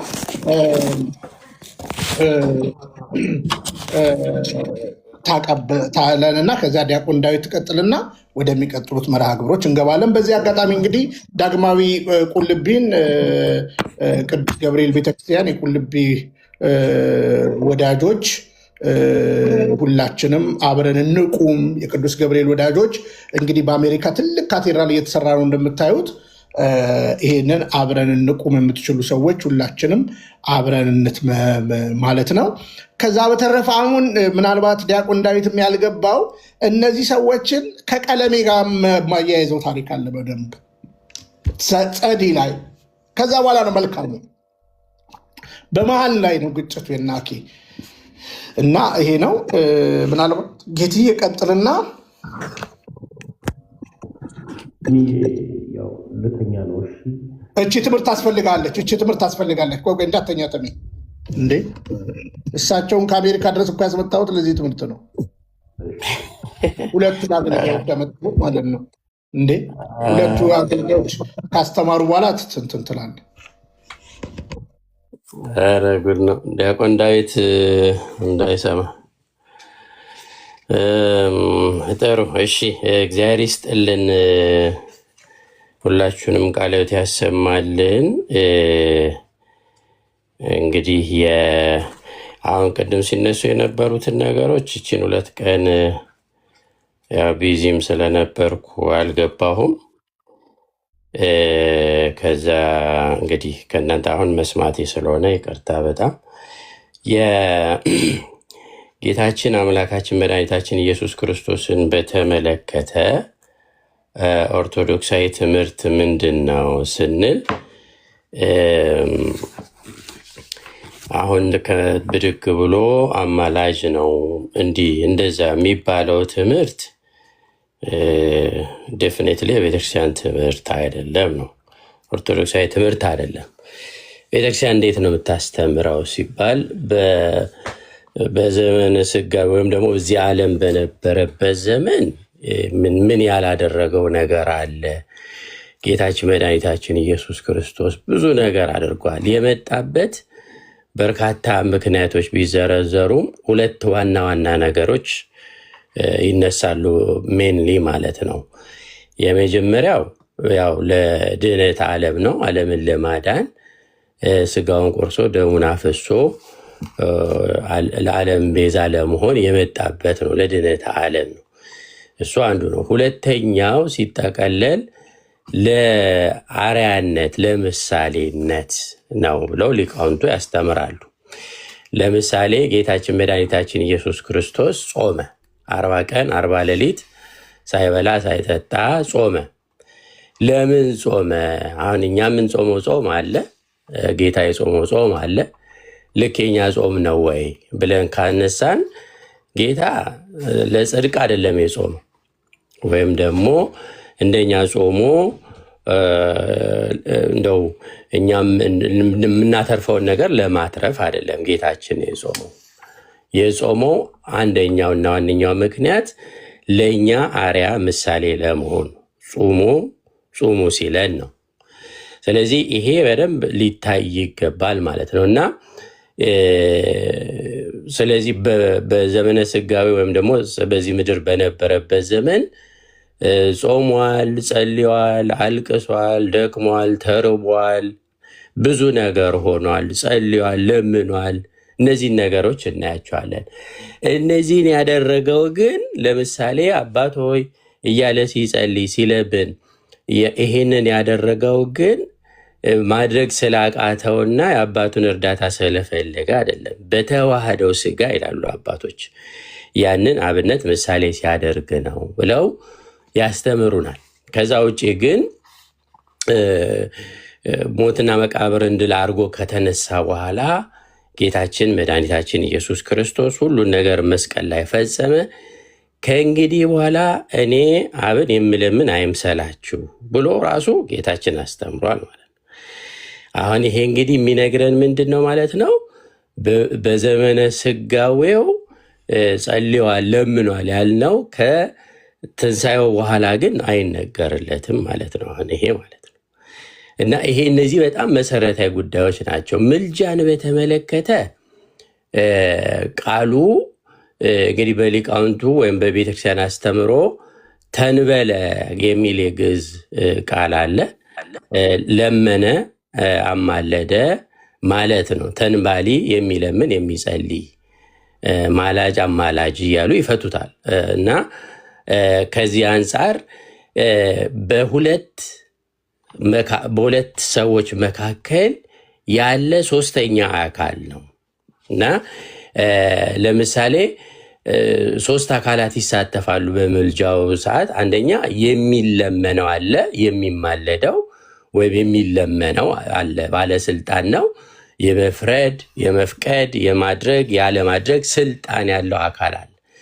ስለዚህ ይሄ አካል አለ ማለት ነው። በዚህ በራእየ ዮሐንስም ላይ እንደምናነበው እነሆ በቶሎ እመጣለሁ፣ ለእያንዳንዱም እንደ ስራው መጠን ከፍለው ዘንድ ዋጋዬ ከኔ ጋር አለ ብሎ ራሱ ጌታችን መድኃኒታችን ኢየሱስ ክርስቶስ የተናገረውን ቃል እንመለከታለን። ስልጣን እንዳለው ይነግረናል ማለት ነው። ሁለተኛ የሚለምነው አለ ማለት ነው። ይሄ ደግሞ ከተለማኙ ጋር በቅርብ የሚተዋወቅ እውነቱን ለማስረዳት የበቃ ይቅርታ ሊያሰጥ የታመነ ይልቁንም ከተማላጅ ባለሟልነትን ያገኘ ማለት ነው። ይሄ ማለት ምን ማለት ነው? ያ እንግዲህ የሚለምነው አካል የሚለመነውን በማጥበቅና እንግዲህ ወይም ደግሞ ምን ልበል የሚጠየቅ አካል አለ፣ ጠያቂ አካል አለ ማለት የሚጠየቅ አካል አለ፣ ጠያቂ አካል አለ። እነዚህ ሁለት። ሶስተኛው ደግሞ የሚለመንለት ሰው አለ ወይም ደግሞ አካል አለ ማለት። እነዚህ 3 አካላት ያስፈልጋሉ በአማላጅነት መካከል ማለት ነው እና ስለዚህ ለምሳሌ የሚለምኑትን ስንመለከት በኦሪት ዘጸአትም ላይ መዝሙረ ዳዊትም ላይ ሌሎችም በርካታ አዲስ ኪዳን መጽሐፍቶች ላይ እናገኛለን። ለምሳሌ መዝሙረ ዳዊት 105 ቁጥር 23 ላይ እንዳያጠፋቸው ቁጣውን ይመልስ ዘንድ የተመረጠው ሙሴ በመቅሰፍት ጊዜ በፊቱ ባይቆም ኖሮ ያጠፋቸው ዘንድ ነበረ ይላል። ስለዚህ ሙሴ በእግዚአብሔር ፊት ቆሞ ነበረ። ምን ለማድረግ? ህዝበ እስራኤልን ሊታደግ። ዘጸአት 32 ላይ እንደምታዩት ህዝቡም በጣም እግዚአብሔርን በደሉ፣ እግዚአብሔር ህዝቡን ሊያጠፋ ወደደ ማለት። ስለዚህ ሙሴ ግን ምን አደረገ? ቆመ። ህዝቡ ፊት ቆመ። እንግዲህ ተለማኙ ማን ነው? እግዚአብሔር ነው። ለማኙ ማን ነው? ሙሴ ነው። የሚለመንለት ማን ነው? ህዝበ እስራኤል ነው። እነዚህ በደንብ እንግዲህ እነዚህ ለይተን ማየት ያስፈልጋል ማለት ነው። ስለዚህ የሚለመንለት ወይም ደግሞ ምልጃ የሚቀርብለት አካል የበደለ ለምሳሌ እንበል እኔ ከቢኒ ጋር ብጣላ እኔ አንድ ሰው አምጥቼ እባክህ አስታርቀኝ ብል፣ ለምሳሌ ዲያቆንን አስታርቀኝ ብል ዲያቆን አማላጅ ነው ማለት ነው። እኔ አማላጅ አድርጌ ልኬዋለሁ ማለት ነው። ወዴት? ወደ ቢኒ ምን ብዬ? አስታርቀኝ ብዬ። ስለዚህ ዲያቆን በሚችለው መንገድ ቢኒን ይለምናል፣ እኔና እሱን ለማስታረቅ ይሞክራል። ግን የዲያቆን ስልጣን ምንድን ነው? መለመን ነው እንጂ ማስገደድ አይችልም። ቢኒን የግድ መታረቅ አለብህ ልትል ሊል አይችልም። ምክንያቱም የአማላጅነት እንትኑ ሁለቱን የማግባባት ስራ ነው እንጂ ስልጣን የለውም የማስገደድ ማለት። ስለዚህ ይሄ በጣም መሰረታዊ ጉዳይ ነው ማለት ነው። እና እነዚህ በደንብ መለየት ያስፈልጋል። የሚለመን አካል አለ፣ የሚለመንለት አካል አለ፣ ደግሞ የሚለምን አለ። እነዚህ ሶስት አካላት በምልጃ ውስጥ ይሳተፋሉ ማለት ነው። እና ምልጃ እነዚህን ያካተተ ነው።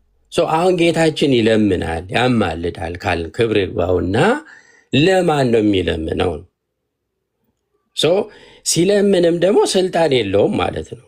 በቃ ፍቃድ ነው የሚጠይቀው። ልክ አሁን ዲያቆን ለእኔ ቢንያምን እባክህ ታረቅ ብሎ ፍቃዱን እንደሚጠይቅ እንደሚለምን እንደሚያግባባው ማለት ነው። ቢንያም እምቢ ማለት መብት አለው። እኔም ደግሞ እንግዲህ ካከረረ ቶ በቃ ልል ይችላለሁ። አንተም በቃ እንደውም ተው አማላጅነቱን ልለው ይችላል። በቃ ዳዊት እስከዛ ድረስ ነው የሚችለው።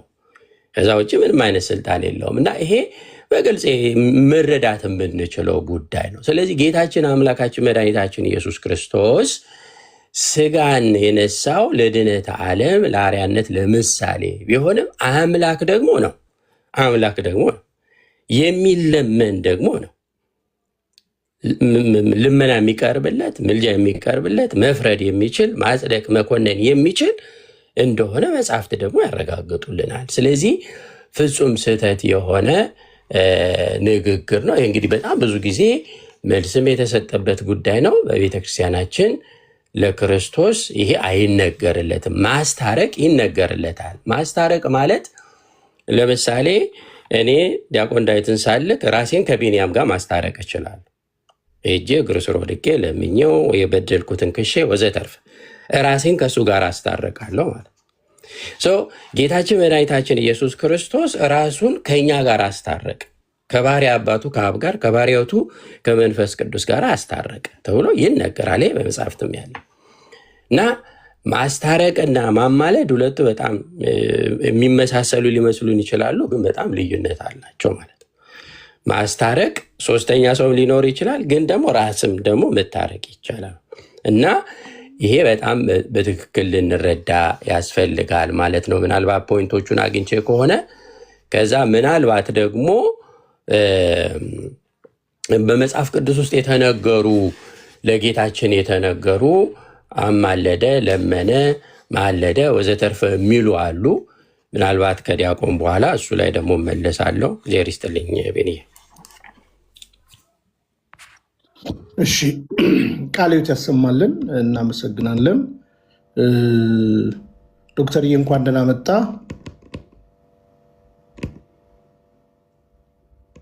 ቤኒ እንዴት ዋላችሁ? እንዴት አመሻችሁ? መምህር ጌች ቃልዮት ያሰማልን።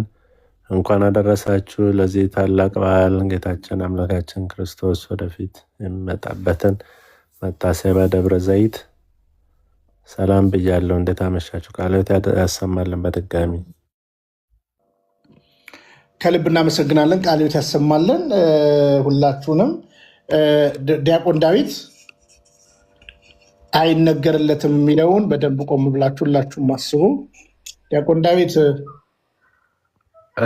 እሺ፣ እውነቱን ለመናገር እዚህ ላይ ለመጨመር ይከብዳል። በደንብ አድርገው መምህር አስተምረውናል። ብዙም እንደው መደጋገም እንዳይሆን እንጂ ዋናው እንግዲህ ማሰብ ያለብን ክርስቶስ መጀመሪያ ማን ነው ስንል ፍጹም አምላክ ፍጹም ሰው ነው ብለን ነው የምናምነው። አምላክነቱን ከሰውነት ይህንን ባህሪ አንለየውም ማለት ነው። ስለዚህ አንድ ባህሪ ብለን ነው የምንናገረው። ለምሳሌ እኔ ዳዊት ና፣ አሁን እዚህ ቢንያም አለ፣ ቢንያም ና ቢለኝ የምመጣው ማን ነው? ስጋዬ ነው ወይስ ነፍሴ ነው? ማን ነው የሚመጣው? እስቲ መልሱልኝ ከስር። ስጋዬ ነው የሚሄደው ወይስ ነፍሴ ነው የሚሄደው? እስቲ ጻፉልኝ። አሁን ቢንያም ና ቢለኝ ወደ ቢንያም የሚሄደው የዳዊት ስጋ ነው ወይስ ነፍስ ነው? አይ የተማሩ ሰዎች እዚህ ነው ያሉት። መልሱ ምንድን ነው? የሚሄደው ዳዊት ነው። ዳዊት ነው። ስጋዬን አስቀምጬ ነፍሴ ልትሄድ አትችልም። ነፍሴ ደግሞ ቁጭ ብላ ስጋዬ ዝም ብሎ በራሱ ሊንቀሳቀስ አይችልም። እኔ ነኝ የሚሄደው። እኔ ራሴ ዳዊት ነው የሚሄደው። ዳዊት ማን ነው? ስጋም ነፍስም የተዋህደው ዳዊት ነው። ስለዚህ መስቀል ላይ ተሰቀለ ስንል ማን ነው? ስጋው ነው የተሰቀለው፣ መለኮት ነው የተሰቀለው ሳይሆን ክርስቶስ ነው የተሰቀለው። ክርስቶስ ነው የተወለደው፣ ክርስቶስ ነው የተሰቀለው፣ ክርስቶስ ነው የተገረፈው፣ ክርስቶስ ነው የሞተው፣ ክርስቶስ ነው የተነሳው ብለን ነው የምናምነው።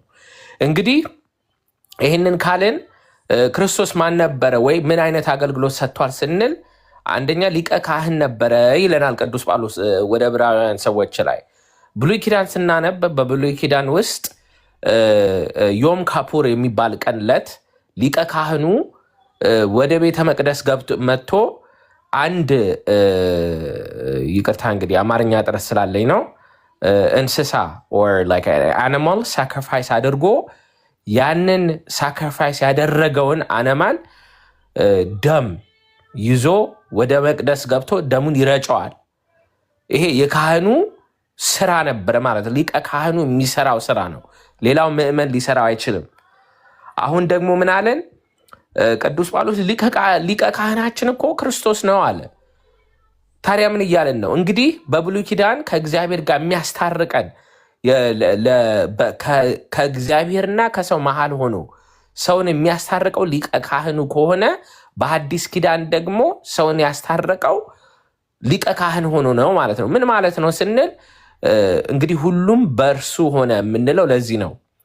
ክርስቶስ ሊቀ ካህን ሆኖ መስዋዕት አቀረበ እንላለን። መስዋዕቱ ምንድን ነው ስንል እውነተኛው በጉ እራሱ ክርስቶስ። ልብ በሉ። ሊቀ ካህን ማን ነው ብለናል? ክርስቶስ። ሊቀ ካህኑ ስራ ምንድን ነው? መስዋዕት ማቅረብ። የሐዲስ ኪዳን መስዋዕቱ ማን ነው? እራሱ እውነተኛ በጉ ኢየሱስ ክርስቶስ። እንግዲህ ሊቀ ካህኑ ለአምላክ መስዋዕቱን ያቀርባል። በሐዲስ ኪዳንስ ሊቀ ካህኑ እራሱ ክርስቶስ መስዋዕትን እራሱ ክርስቶስ ወደ ማን አቀረበ? ወደ ራሱ አቀረበ። ሁሉ በእርሱ ሆነ ማለት ይሄ ነው። ሁሉ በእርሱ ሆነ ማለት ይሄ ነው። ስለዚህ እንደዚህ ብለን ካመንን ታዲያ ለምን አማላጅ አለው የሚል ጥያቄ ነው እንግዲህ የሚነሳው። ለምን ወደ ሮሜ ሰዎች ላይ አማላጅ አለው ስንል ይህንን በነገራችን ላይ አሁን ይቅርታ ኮምፒውተር ላይ ስላልሆንኩ ነው እንጂ ዮሐንስ አፈወርቅ በደንብ ፈትፍቶ አስቀምጦታል። አማላጅ የሚለው መጽሐፍ ቅዱስ የተጻፈው ለሰው ልጅ እንጂ ለእግዚአብሔር ስላልሆነ ለሰው ልጅ ደግሞ የክርስቶስን ፍቅር ለማሳየት የተጻፈ ቃል ነው። እንደዛማ ከሆነ አብም መንፈስ ቅዱስም አማላጅ አልተባሉም ወይ እያለ ራሱ ዮሐንስ አፈወርቅ ያመጣዋል ማለት ነው። ምን ማለት ነው ስንል እዚህ ጋር ቅድም ወንድማችን ቢንያምም አብረን ቁጭ ብለን እየተማርን ነበር። እውነቱን ለመናገር ዲያቆን ያረጋል አበጋዝ እንደው ሁላችሁም ገብታችሁ ብታዳምጡት ያንን ቪዲዮ እንደገናም ወይ ሌላ ቀን እንሰማዋለን። ጥሩ አድርጎ እውነት ለመናገር መምህራን አስቀምጦታል። ቅዱስ ጳውሎስ እዛ ጋር አውዱን መረዳት ያስፈልጋል። አውዱ ምንድን ነው ስንል እንግዲህ ምን እያለን ነው? በዛ ዘመን ተስፋ እየሰጠን ነው። ቅዱስ ጳውሎስ የኛ ያለን ተስፋ ምንድን ነው ስንል አንደኛው ክርስቶስ ለምሳሌ ፍርድ ቤት ብንሄድ የዳኛ ስራ ምንድን ነው? ያለውን ፍርድ ዝም ብሎ ይወስናል። ከዛ ያለፈ ምንም አይነት ነገር ሊሰራ አይችልም። በፍርድ ቀን ግን እኛን ሊከስ የሚመጣው ዲያብሎስ ሊከሰን ቢሞክር እንኳን ዳኛው እንደ ዳኛ ኮርቶ ቁጭ አይልም ነው። ዳኛ ቢሆንም ለኛ ይሟገታል፣ ለኛ ይከራከርልናል እያለ በእኛ በሚገባን መንገድ ተናገረ እንጂ የእሱን ክብር ዝቅ የሚያስደርግ ወይም እንደ ሌሎቹ አማላጆች የሚሆን አይነት አይደለም። አሁን አንዳንድ ሰው እዚህ ጋር ይነሳና ታዲያ ኢየሱስ ክርስቶስ በመስቀል ላይ ሆኖ የሚያደርጉትን አያውቁምና ይቅር በላቸው ማለት የምልጃ ቃል አይደለም ብሎ የሚጠይቃለ። መምህር ጥሩ አድርጎ እንግዲህ ጠቅሶልናል። አንደኛ ነገር ኢየሱስ ክርስቶስ ማርቆስ ወንጌል ምዕራፍ 2 ላይ እንደምናየው የይቅርታ የማድረግ ኃይል አለው። በእንግሊዝኛው ምን ይላል? The Son of Man has authority on earth to forgive sins። ራሱ እኮ ይቅር ማለት ይችላል ማለት ነው። ስለዚህ በዛ ሰዓት ላይ በመስቀል ላይ የሚያደርጉትን አያውቁምና ይቅር በላቸው ሲል የእውነት ወደ አብ እየለመነ ነው ካልን ይቅርታ ለማለት ኃይልና ስልጣን አልነበረውም ልንል ነው ወይ? ይሄ እንግዲህ አለመረዳትን ያሳየናል ማለት ነው። እሺ እንግዲህ እንደዛ ካልሆነ ታዲያ ለምን ይሄንን ቃል ተናገረው ስንል አንደኛ ቀደም ምን ብለናል? ሊቀ ካህን ስለሆነ ስራውን እኮ እየሰራ ነው። የሊቀ ካህን ስራ ምንድነው? የሰውን ማስታረቅ፣ ወደ አምላክ ማስታረቅ። ስለዚህ በዛ ጊዜ በሊቀ ካህንነቱ እያስታረቀ ነው፣ በአምላክነቱ እየተቀበለ ነው። ልብ በሉ። ጸሎቱን እያዳመጠ ነው፣ ጸሎቱን እያቀረበ ነው፣ ጸሎቱን እየተቀበለ ነው። ለምን? ሁሉ በእርሱ ስለሆነ። ሁለተኛ በጸሎቱ ውስጥ የምናየው ምንድነው? እዚህ ጋር እንግዲህ የክርስቶስን ፍቅር የምናይበት ጸሎት ነው። የሚያደርጉትን አያውቁምና ይቅር በላቸው ስንል ከዚህ የምንረዳው ምንድነው? የክርስቶስ ፍቅርን ለማንጸባረቅ የሚታይ ቃል ነው። ለምሳሌ ኦሪት ዘፍጥረት ምዕራፍ 6 ላይ እግዚአብሔር በዚህ ምድር ላይ ያለውን ኃጢአት ሲያይ ምን አለ ይላል? ተጸጸተ። ሰውን የፈጠረበትን ተጸጸተ አለ። ተጸጸተ ማለት ግን እግዚአብሔር ተጸጸተ፣ አለቀሰ፣ እንደው ይህንን ሰው ባልፈጠር አለ ማለት አይደለም። የሰው ኃጢአት ምን ያክል እንደከፋ ለማሳየት የተጻፈ ቃላት ነው እንጂ እውነት እግዚአብሔር ተጸጽቶ የሚጸጸት አምላክ ሆኖ አይደለም። አሁንም ደግሞ እግዚአብሔር የሚያደርጉትን አያውቁምና ይቅር በላቸው። ክርስቶስ ይህንን ቃል ሲናገር ለአብ ፈቃድ እየጠየቀ ሳይሆን ያለውን ፍቅር ለማሳየት የተጻፈ ኃይለ ቃል ነው። ሌላው በዮሐንስ ወንጌል ምዕራፍ 11 ቁጥር 41 ላይ ምን ይላል? Father, I thank you that you have heard me and I know that you always hear me ይላል። ሁልጊዜም ትሰማኛለህ ይላል። በዛ ሰዓት ላይ የሚያደርጉትን አያውቁምና ይቅር በላቸው ሲል ይህ ቃል ከአፉ ሲወጣ አብ እየሰማው እንደሆነ እኮ ያውቃል። ፈቃድ እየጠየቀ አይደለም። የሥላሴ አንድነትን፣ ሶስትነትን፣ የሶስትነትን አንድነትን የሚያንጸባርቅ ኃይለ ቃል ነው። ለምሳሌ በዛሬው ዕለት በማቴዎስ ወንጌል ምዕራፍ 24 ላይ በምናነበው የዓለም ፍጻሜ መቼ ነው ሲል ማንም ቀን ይህችን ሰዓት አያውቃትም፣ the son of man won't even know this hour ይላል። አያቸው አይደለ? ክርስቶስ ይህችን ሰዓት አያውቃትም። አሁን ይሄ የእውነት ፕሮቴስታንቶቹ ክርስቶስ የሚመጣበትን ሰዓት አያውቀውም ብለው ነው የሚፈጡት። ይሄ ሞኝነት ነው። ታዲያ ይሄ ቃል ለምን ተጻፈ ስንል ክርስቶስ ስጋ ለባሽ እንደሆነ ለማሳየት ማለት ፍጹም ሰው ፍጹም አምላክ ስለሆነ ሰው አሁን ለምሳሌ ክርስቶስ በልቷል ጠጥቷል አይደለ? የበላው የጠጣው ስለ ራበው ሳይሆን ሰው መሆኑን ለማሳየት ነው ብለው አበው ይፈቱታል። አሁንም ይህቺ ሰዓት መቼ እንደሆነች አይታወቅም፣ የሰው ልጅም አያውቀውም ሲል ሰውነቱን ሰው መሆኑን ለማሳየት እንደሆነ ሊቀ ካህን መሆኑን ደግሞ ማሳየት አለበት። ሊቀ ካህን ነው ከተባለ የሊቀ ካህናትን ስራ መስራት አለበትና እና ለዚህ ነው ይህንን ቃል የተናገረው ለማለት ነው። እንግዲህ ሁሉም እውነቱን ለመናገር መምህራችን ቅድም አስተምረውናል። እኔ እንግዲህ ካበላሸውም ይቅርታ ለማለት ነው።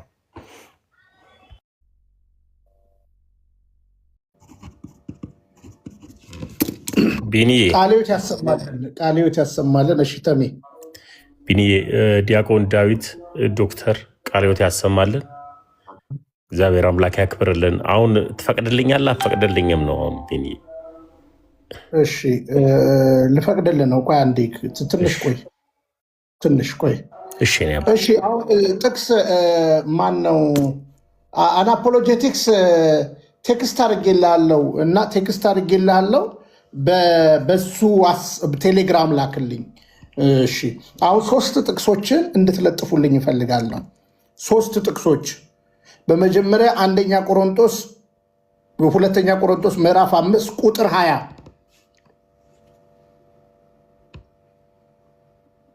ቁጥር 20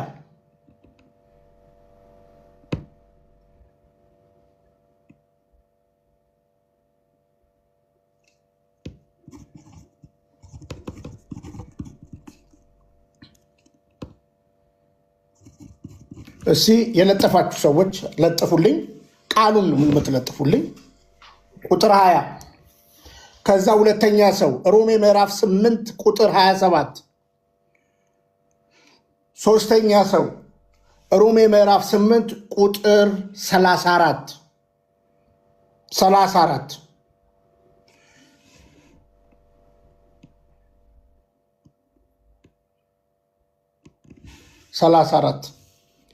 እና መጽሐፍ ቅዱስ በነገራችን ላይ ትርጉም ያስፈልገዋል። የፕሮቴስታንት ወደ 47,000 መብዛት ትልቁ ነገር ሰው በገዛ ፈቃዱ ሉተር ነው ያለው መጽሐፍ ቅዱስን መፍታት ይችላል ነው። እና ነገሮች በብልት ነው የሚቀመጡት አይደለ? እና እንዴት ይፈታል? ለምሳሌ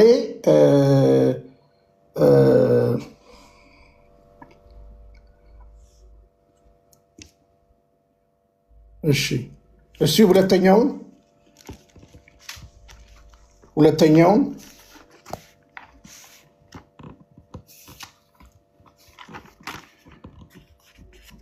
ሐና ስትጸልይ ቀንዴ ከፍ ከፍ አለ ትላለች አይደለ? ሐና ቀንድ አላት እንዴ?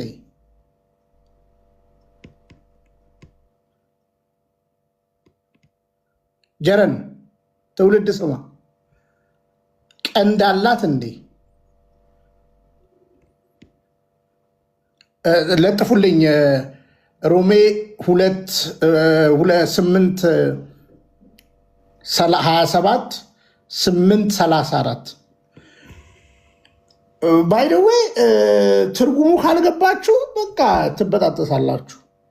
የቤተ ክርስቲያን ትምህርት ግን ባናቀውም እንደው አውጥተን ማስተማር ባንችልም ምንድን ነው አይነገርለትም። በቃ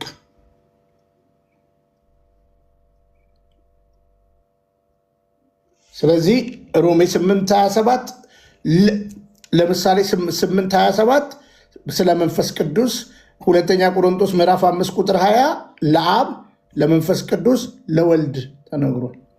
ግን ትርጉም ይፈልጋል።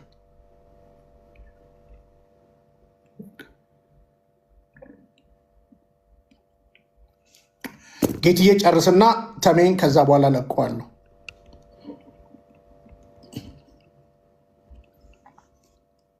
እሺ ጥሩ። ዶክተር ዲያቆን ዳዊት ቃለ ሕይወት ያሰማልን። ጥሩ ነገሮችን አንስቷል ወንድማችን። እንግዲህ አንዱ የሚያነሷቸው አሁን ቢኒ ያነሳቸው ጥቅሶችም ጭምር ናቸው። በተለይ የሮሜ 8:34 ያው የታወቀች ጥቅስ ናት። እንግዲህ ምንም ሊገባቸው ያልቻለ ጥቅስ እሱ ነው እና አንዱ እሱ ነው የሚነሳው። ሰው አማላጅ ነው ይላሉ። እኔ እንደው ሌላውን ትተን ቀጥታ ያለውን ብናነበው ትርጉሙ ያንን ነው ወይ የሚሰጠን የሚለው እንዳልከው መጽሐፍት እንግዲህ ተርጓሚ ይሻሉና ወይም ይፈልጋሉና እንደው ዝም ብሎ በደሳለኝ የሚተረጎሙ አይደሉም። እና ሮሜ 8:34 ሁል ጊዜ የምትነሳ ጥቅስ ናት። አሁን እሱ ጥቅስ ራሱ አሁን እንደው የእኛንም የ2000 ምናምን ጥለነው ባለው ኮንቴክስት ስናነበው በእውነት ስለ አማላጅነት አይደለም የሚያወራው እና ምን ያህል የተጣመመ እንደሆነ ማየት ይቻላል። በኋላ እንመጣበታለን። ትንቢተ ኤርምያስም ላይ ያለው እግዚአብሔር ይማልዳል የሚልም አለ እና እሱ እንግዲህ እነዚህ ነገሮች እንዴት ነው የምንረዳው? እንዳልከው እንዳንድ እንትን ሆኖ ማለት ነው። ሮሜ ከ33 ጀምሬ ላንብብ። እግዚአብሔር የመረጣቸው ማን ይከሳቸዋል? የሚያጸድቅ እግዚአብሔር ነው፣ የሚኮንንስ ማን ነው ይላል። አሁን ጥያቄ ምልክት ነው። 33 ላይ የሚለን የሚያጸድቅ እግዚአብሔር ነው ካለ በኋላ የሚኮንንስ ማን ነው? መኮንንና ማጽደቅ ልዩነቱ ምንድን ነው? አሁን እዚህ ጋር ማንሳት ያለብን እሱ መኮንንና ማጽደቅ ሁለቱም ምን የሚፈልጉ ናቸው? የአምላክን ፍቃድ የሚፈልጉ ናቸው። ማጽደቅም መኮንንም የሚችለው አምላክ ነው። ስለዚህ ላይ ምን አለ? የሚያጸድቅ እግዚአብሔር ነው አለ። የሚያጸድቅ እግዚአብሔር ነው ካለ የሚኮንንስ ማን ነው ብሎ ከጠየቀ በኋላ ምን ብሎ ይመልሳል ቅዱስ ጳውሎስ? የሞተው ይልቁንም ከሙታን የተነሳው በእግዚአብሔር ቀኝ ያለው ይልና ደግሞም ስለኛ የሚማልደው በሚለው እንሂድ። ኦኬ። ስለዚህ አሁን ቅድም ባነሳ ነው አረዳድ የአማላጅነት ድርሻው መለመን ነው እንጂ ማጽደቅም መኮንንም አይችልም። የሚለምን ሰው የሚያማልድ ሰው ማለት ነው። አሁን አማላጅ ነው ካልን አሁን የሚኮንን ብሎ ነው ያመጣው ቅዱስ ጳውሎስ። በጥያቄ መልክ ነው ያመጣው። የሚኮንን ማን ነው? ስለዚህ መኮንን አማላጅ አይችልም። መኮንን የባለስልጣን ድርሻ ነው የሚሆነው ማለት ነው። ከላይ ራሱ ስትንትኑ ስታዩት ማለትና እቺ ወርድ እንዴት እንደገባች ራሱ ይነግረናል ማለት ነው። እና ስለዚህ አንዱ እዚህ ጋር የተጠቀሰው እንደው ባለበት ሁኔታ ክብር ይግባውና ጌታችንን አማላጅ ነው ለማለት ሳይሆን ፈራጅ ነው፣ ኮናኝ ነው፣ አጽዳቂ ነው የሚል ነው ያለው ትርጉም ማለት። አሁን ይህንን ደግሞ ለማየት ከፍ ብላችሁ ቅድም ቢኒ ያነሳውን ስናነሳ የቁጥር 26 ላይ ሮሜ 8 ቁጥር 26 ላይ እንዲህም ደግሞ መንፈስ ድካማችንን ያግዛል፣ እንዴት እንድንጸልይ እንደሚገባን አናውቅምና፣ ነገር ግን መንፈስ ራሱ በማይናገር መቃተት ይማልድልናል። ተመልከቱ 8:34 ላይ ያለው ስለኛ የሚማልደው ነው የሚለው። 26 ላይ ደግሞ ማነው 27 ላይ ደግሞ ይማልድልናልና አይደል? እንግዲህ ወልድም እነሱ በሚሉ ቋንቋ ወልድም አማላጅ ከሆነ መንፈስ ቅዱስም ደግሞ ይማልድልናል አለ። ትንቢተ ኤርምያስም ላይ ደግሞ ሄደን ስናነብ እግዚአብሔር ይማልዳል። ስለዚህ ወዴት ነው ይሄ ወዴት ነው የሚማለደው የሚለመነው? ማንን ነው የሚለምኑት? አብም ወልድም መንፈስ ቅዱስም ለማኝ ከሆኑ ማንን ነው የሚለምኑት? ሌላ እግዚአብሔር አለ ወይ ነው ጥያቄ። ስለዚህ ኢንቴንሽኑ እሱ አይደለም እዚህ ጋር የተጻፈበት አግባብ ያ አይደለም። እና ይሄንን በትክክል መረዳት ያስፈልጋል ማለት ነው። እና አንዱ እንደው ይሄኛውን ጥቅስ የምናይበት አመለካከታችን እንደው ቢስተካከል ብዬ ሁሌ የምለምነው የምጠይቀው ጉዳይ ነው። ሌላው መካከለኛ የሚሉትን ያነሳሉ። መካከለኛ ነው እና ስለዚህ መካከለኛ ማለት አማላጅ ነው የሚል የራሳቸውን ትርጓሜ ይሰጡታል። የዚህ በዕብራውያን 12:24 ላይ ያለ ነው። አንድ እግዚአብሔር አለና በእግዚአብሔርና በሰው መካከልም ያለው መካከለኛው ደግሞ አንድ አለ፣ እርሱም ሰው የሆነው ክርስቶስ ኢየሱስ ነው ይላል። እዚህ እዛ ላይ እናገኛለን።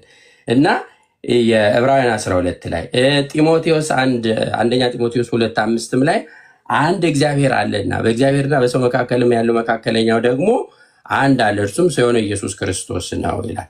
ይቅርታ፣ የዕብራውያኑ የአዲስ ኪዳንን መካከለኛ ወደሚሆን ወደ ኢየሱስ ከአቤልም ደም ይልቅ የሚሻለው ወደሚናገር ወደ መርጨት ደም ደርሳችኋልና። አሁን ሁለቱም መካከለኛ ይላሉ። ኢየሱስ ክርስቶስ መካከለኛ ነው ወይ? አዎ መካከለኛ። 6 ነጥብ። ምንም ይሄ እንትን የምንለው ሰው መካከለኛ ወይም ፍጡር መካከለኛ ይባላል ወይ? አይባልም። ይህን ምንም በቃ አስረግጦ ማወቅ ያስፈልጋል። አይባልም። ክርስቶስ መካከለኛ ነው። የአዲስ ኪዳን መካከለኛ ነው። አዎ። ለምን መካከለኛ ተባለ? አንደኛ አምላክ ሆኖ ሳለ የሰውን ስጋ የነሳ እሱ ብቻ ነው። መካከለኛ ማለት ሰው አምላክም የሆነ ማለት እኮ መካከለኛ ያስባለው እሱ እኮ ነው። ትርጓሜ አሁን እናንተ በምትፈልጉት ይሄ አማላጅነት እኮ ለኛ ለኃጥአን እንኳን የተሰጠ ስልጣን ለኛ ለኃጥአን የተሰጠ እርስ በርሳችሁ አንዳችሁ ለአንዳችሁ ጸልዩ ብሎ እኮ የተሰጠን ጸጋ ነው። ስለዚህ ተመልከቱ፣ ክርስቶስ ግን መካከለኛ ነው። አዎ መካከለኛ ነው። ለምን? ስጋን የነሳው እሱ ብቻ ስለሆነ፣ አምላክ ሆኖ ሳለ ስጋን የተዋሃደ እሱ ስለሆነ። ስለዚህ አምላክም ሰውም የሆነ ሌላ የለም ከክርስቶስ በስተቀር። ከዚህ የተነሳ መካከለኛ ነው። አዎ መካከለኛ ማለት ግን ምን ማለት ነው? አምላክ ወሰብ ማለት ነው። ሰው ግን ሰው ነው። በቃ አለቅ። ቅድም ባነሳ ነው እንኳን ዝም ብለን ማስረጃ መንገድ አማላጅ ስልክ በእኛ መካከል ሆኖ ያ ሰው ምንድን ነው የሚያደርገው? ተስማሙ እንዲህ ነው እንጂ የሚለው ምንም ማድረግ አይችልም። ይሄ ግን መካከለኛ አማላጅ ነው የሚባለው። ይሄ ክርስቶስ ግን መካከለኛ፣ እውነተኛ መካከለኛ እና ስለዚህ ይሄ አንዱ ነው። ከመቤታችን ከቅድስት ድንግል ማርያም ከስጋ ስጋ ነስቶ የእኛን ስጋ የተዋሃደ አምላክ ሆኖ ሳለ ሰው የሆነ ሰው ሆኖ ሳለ አምላክ የሆነ እሱ ብቻ ነው። ወደፊትም አይከሰትም እንደዚህ አይነት። ስለዚህ ይህንን አስረግጠን ማየት ያስፈልጋል። ሁለተኛ መካከለኛ የተባለበት አንዱ ያው ሚስጥረ ተዋህዶ ነው። ቅድም ያነሳውላችሁ እሱን ማየት ነው። ሰው የሆነ አምላክ ተብሎ የሚነገርለት አምላክ ወሰብ እንደው ግዙ ነው የሚሻለው እና እሱ ነው። ሶስተኛ የምናነሳው የብሉይና የአዲስ ኪዳን መካከለኛ ጌታችን መድኃኒታችን ኢየሱስ ክርስቶስ በብሉይና በአዲስ መካከል የተገኘ ለዚህ መካከለኛ ይባላል እና ጌታችን መድኃኒታችን ኢየሱስ ክርስቶስ ያንን አሮጌውን ለማስወገድ በአዲስ ኪዳን የመጣ በሁለቱ መካከል የተገኘ በአዲስና በብሉይ ኪዳን የተገኘ ሁለቱን ግን አንድ ያደረገ ያስታረቀ በምኑ በደሙ ያስታረቀ። ስለዚህ መካከለኛ ተብሎ ይነገርለታል። አዎ ግን መካከለኛ ማለት አማላጅ አይደለም። ትርጉሙ አማላጅነትን ስለማያሳየን ማለት ነው እና ቅድም ዲያቆን ዶክተር እንዳነሳው ለምሳሌ በመስቀል ላይ ሆኖ እጁን ወደ ግራና ወደ ቀኝ ተሰርግቶ ከምድር ከፍ ከሰማይ ዝቅ ብሎ በመካከል አንዱ ይተረጎማል። መካከለኛ ማለት ነው። ከምድር ከፍ ከሰማይ ዝቅ ብሎ በምድር መካከል በማዕከለ ምድር ይላሉ አይደል? በማዕከለ ምድር በቀራንዮ ስጋውን ቆርሶ ደሙን አፍሶ ለድነት ዓለም የሰጠ እሱ ጌታችን መድኃኒታችን ኢየሱስ ክርስቶስ መካከለኛ ተብሎ ይነገርለታል ነው። ስለዚህ መካከለኛ ግን ማለት አሁንም ደግሜ የምለው አማላጅ ማለት አይደለም ማለት ነው። ሌላው ከአብ ዘንድ ጠበቃ አለን የሚለውን ያነሱና ይሄም የሚያሳየው አማላጅነቱን ነው ይላሉ። ክብር ይግባውና ጌታችንን ይሄ አማላጅነትን አያሳይም። በነገራችን ጠበቃ ማለት ምን ማለት ነው? አሁን በደንብ እንረዳ እስቲ። ጠበቃ እኮ ማለት ስለሆነ ሰው የሚከራከር ማለት ነው። እሺ ጌታችን ከማን ጋር ነው የሚከራከረው? አሁን እኔና ቢኒ ብንካሰስ እሱም ጠበቃ ያቆማል፣ እኔም ጠበቃ አቆማለሁ። የቢኒ ለቢኒ የኔ ለኔ ይከራከራል። አለቅ እሱ እሺ ጠበቃችን ነው ተከራካሪያችን ነው ብለን ስናነሳ እንዴት አድርጎ ነው? ምክንያቱም ሁሉ በእርሱ ሆነ ይላል ዮሐንስ ወንጌል አይደል? ምዕራፍ 1 ላይ ሁሉ በእርሱ ሆነ ከሆነውስ እንኳን አንዳች ያለ እርሱ የሆነ የለም። ስለዚህ ሁሉን ያደረገ አስገኝ ፈጣሪ አምላክ ስለሆነ እንዴት አድርጎ ነው ተከራካሪ ደግሞ የሚሆነው? ወርዶ ማለት አሁን የምንረዳበት በጣም እንትኑን እንደ ማስተካከል ያስፈልጋል ማለት ነው እና ስለዚህ ይሄንን በደንብ ማወቅ መረዳት ያስፈልጋል። ጠበቃ ስለተባለ በቃ ጠበቃ ሁሉ የሚከራከር ነው ብሎ እንደዛ ማድረግ አያስፈልግም። እንደውም በእንግሊዝኛው ስትመረምሩ ደግሞ ሌላ ትርጉም ይኖረዋል እና ወደዛ ውስጥ ብዙ አልገባም። ስለዚህ አንዱ በደንብ መረዳት ያለብን እሱም አማላጅነትን የማያሳይ እንደሆነ ነው ማለት ነው። ሌላው በደንብ እንድናየው የምፈልገው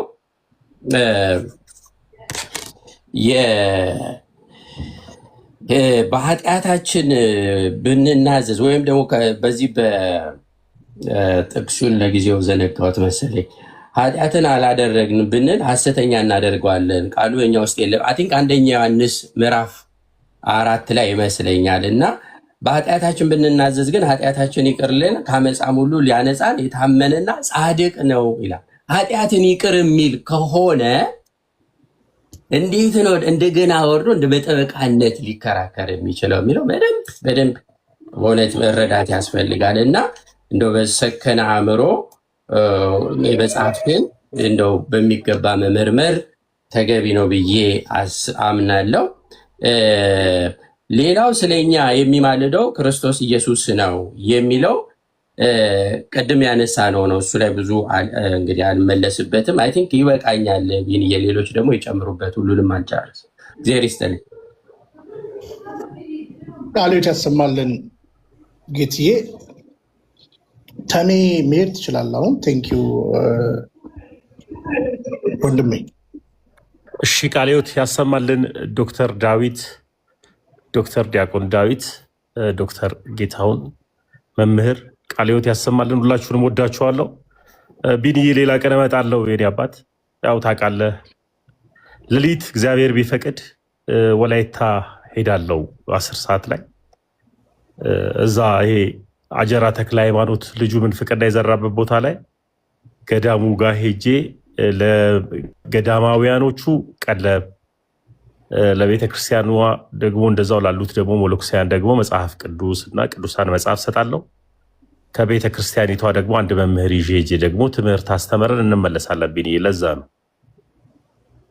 ቴንኪው በርታ። እግዚአብሔር ከአንተ ጋር ይሁን። ቴንኪው።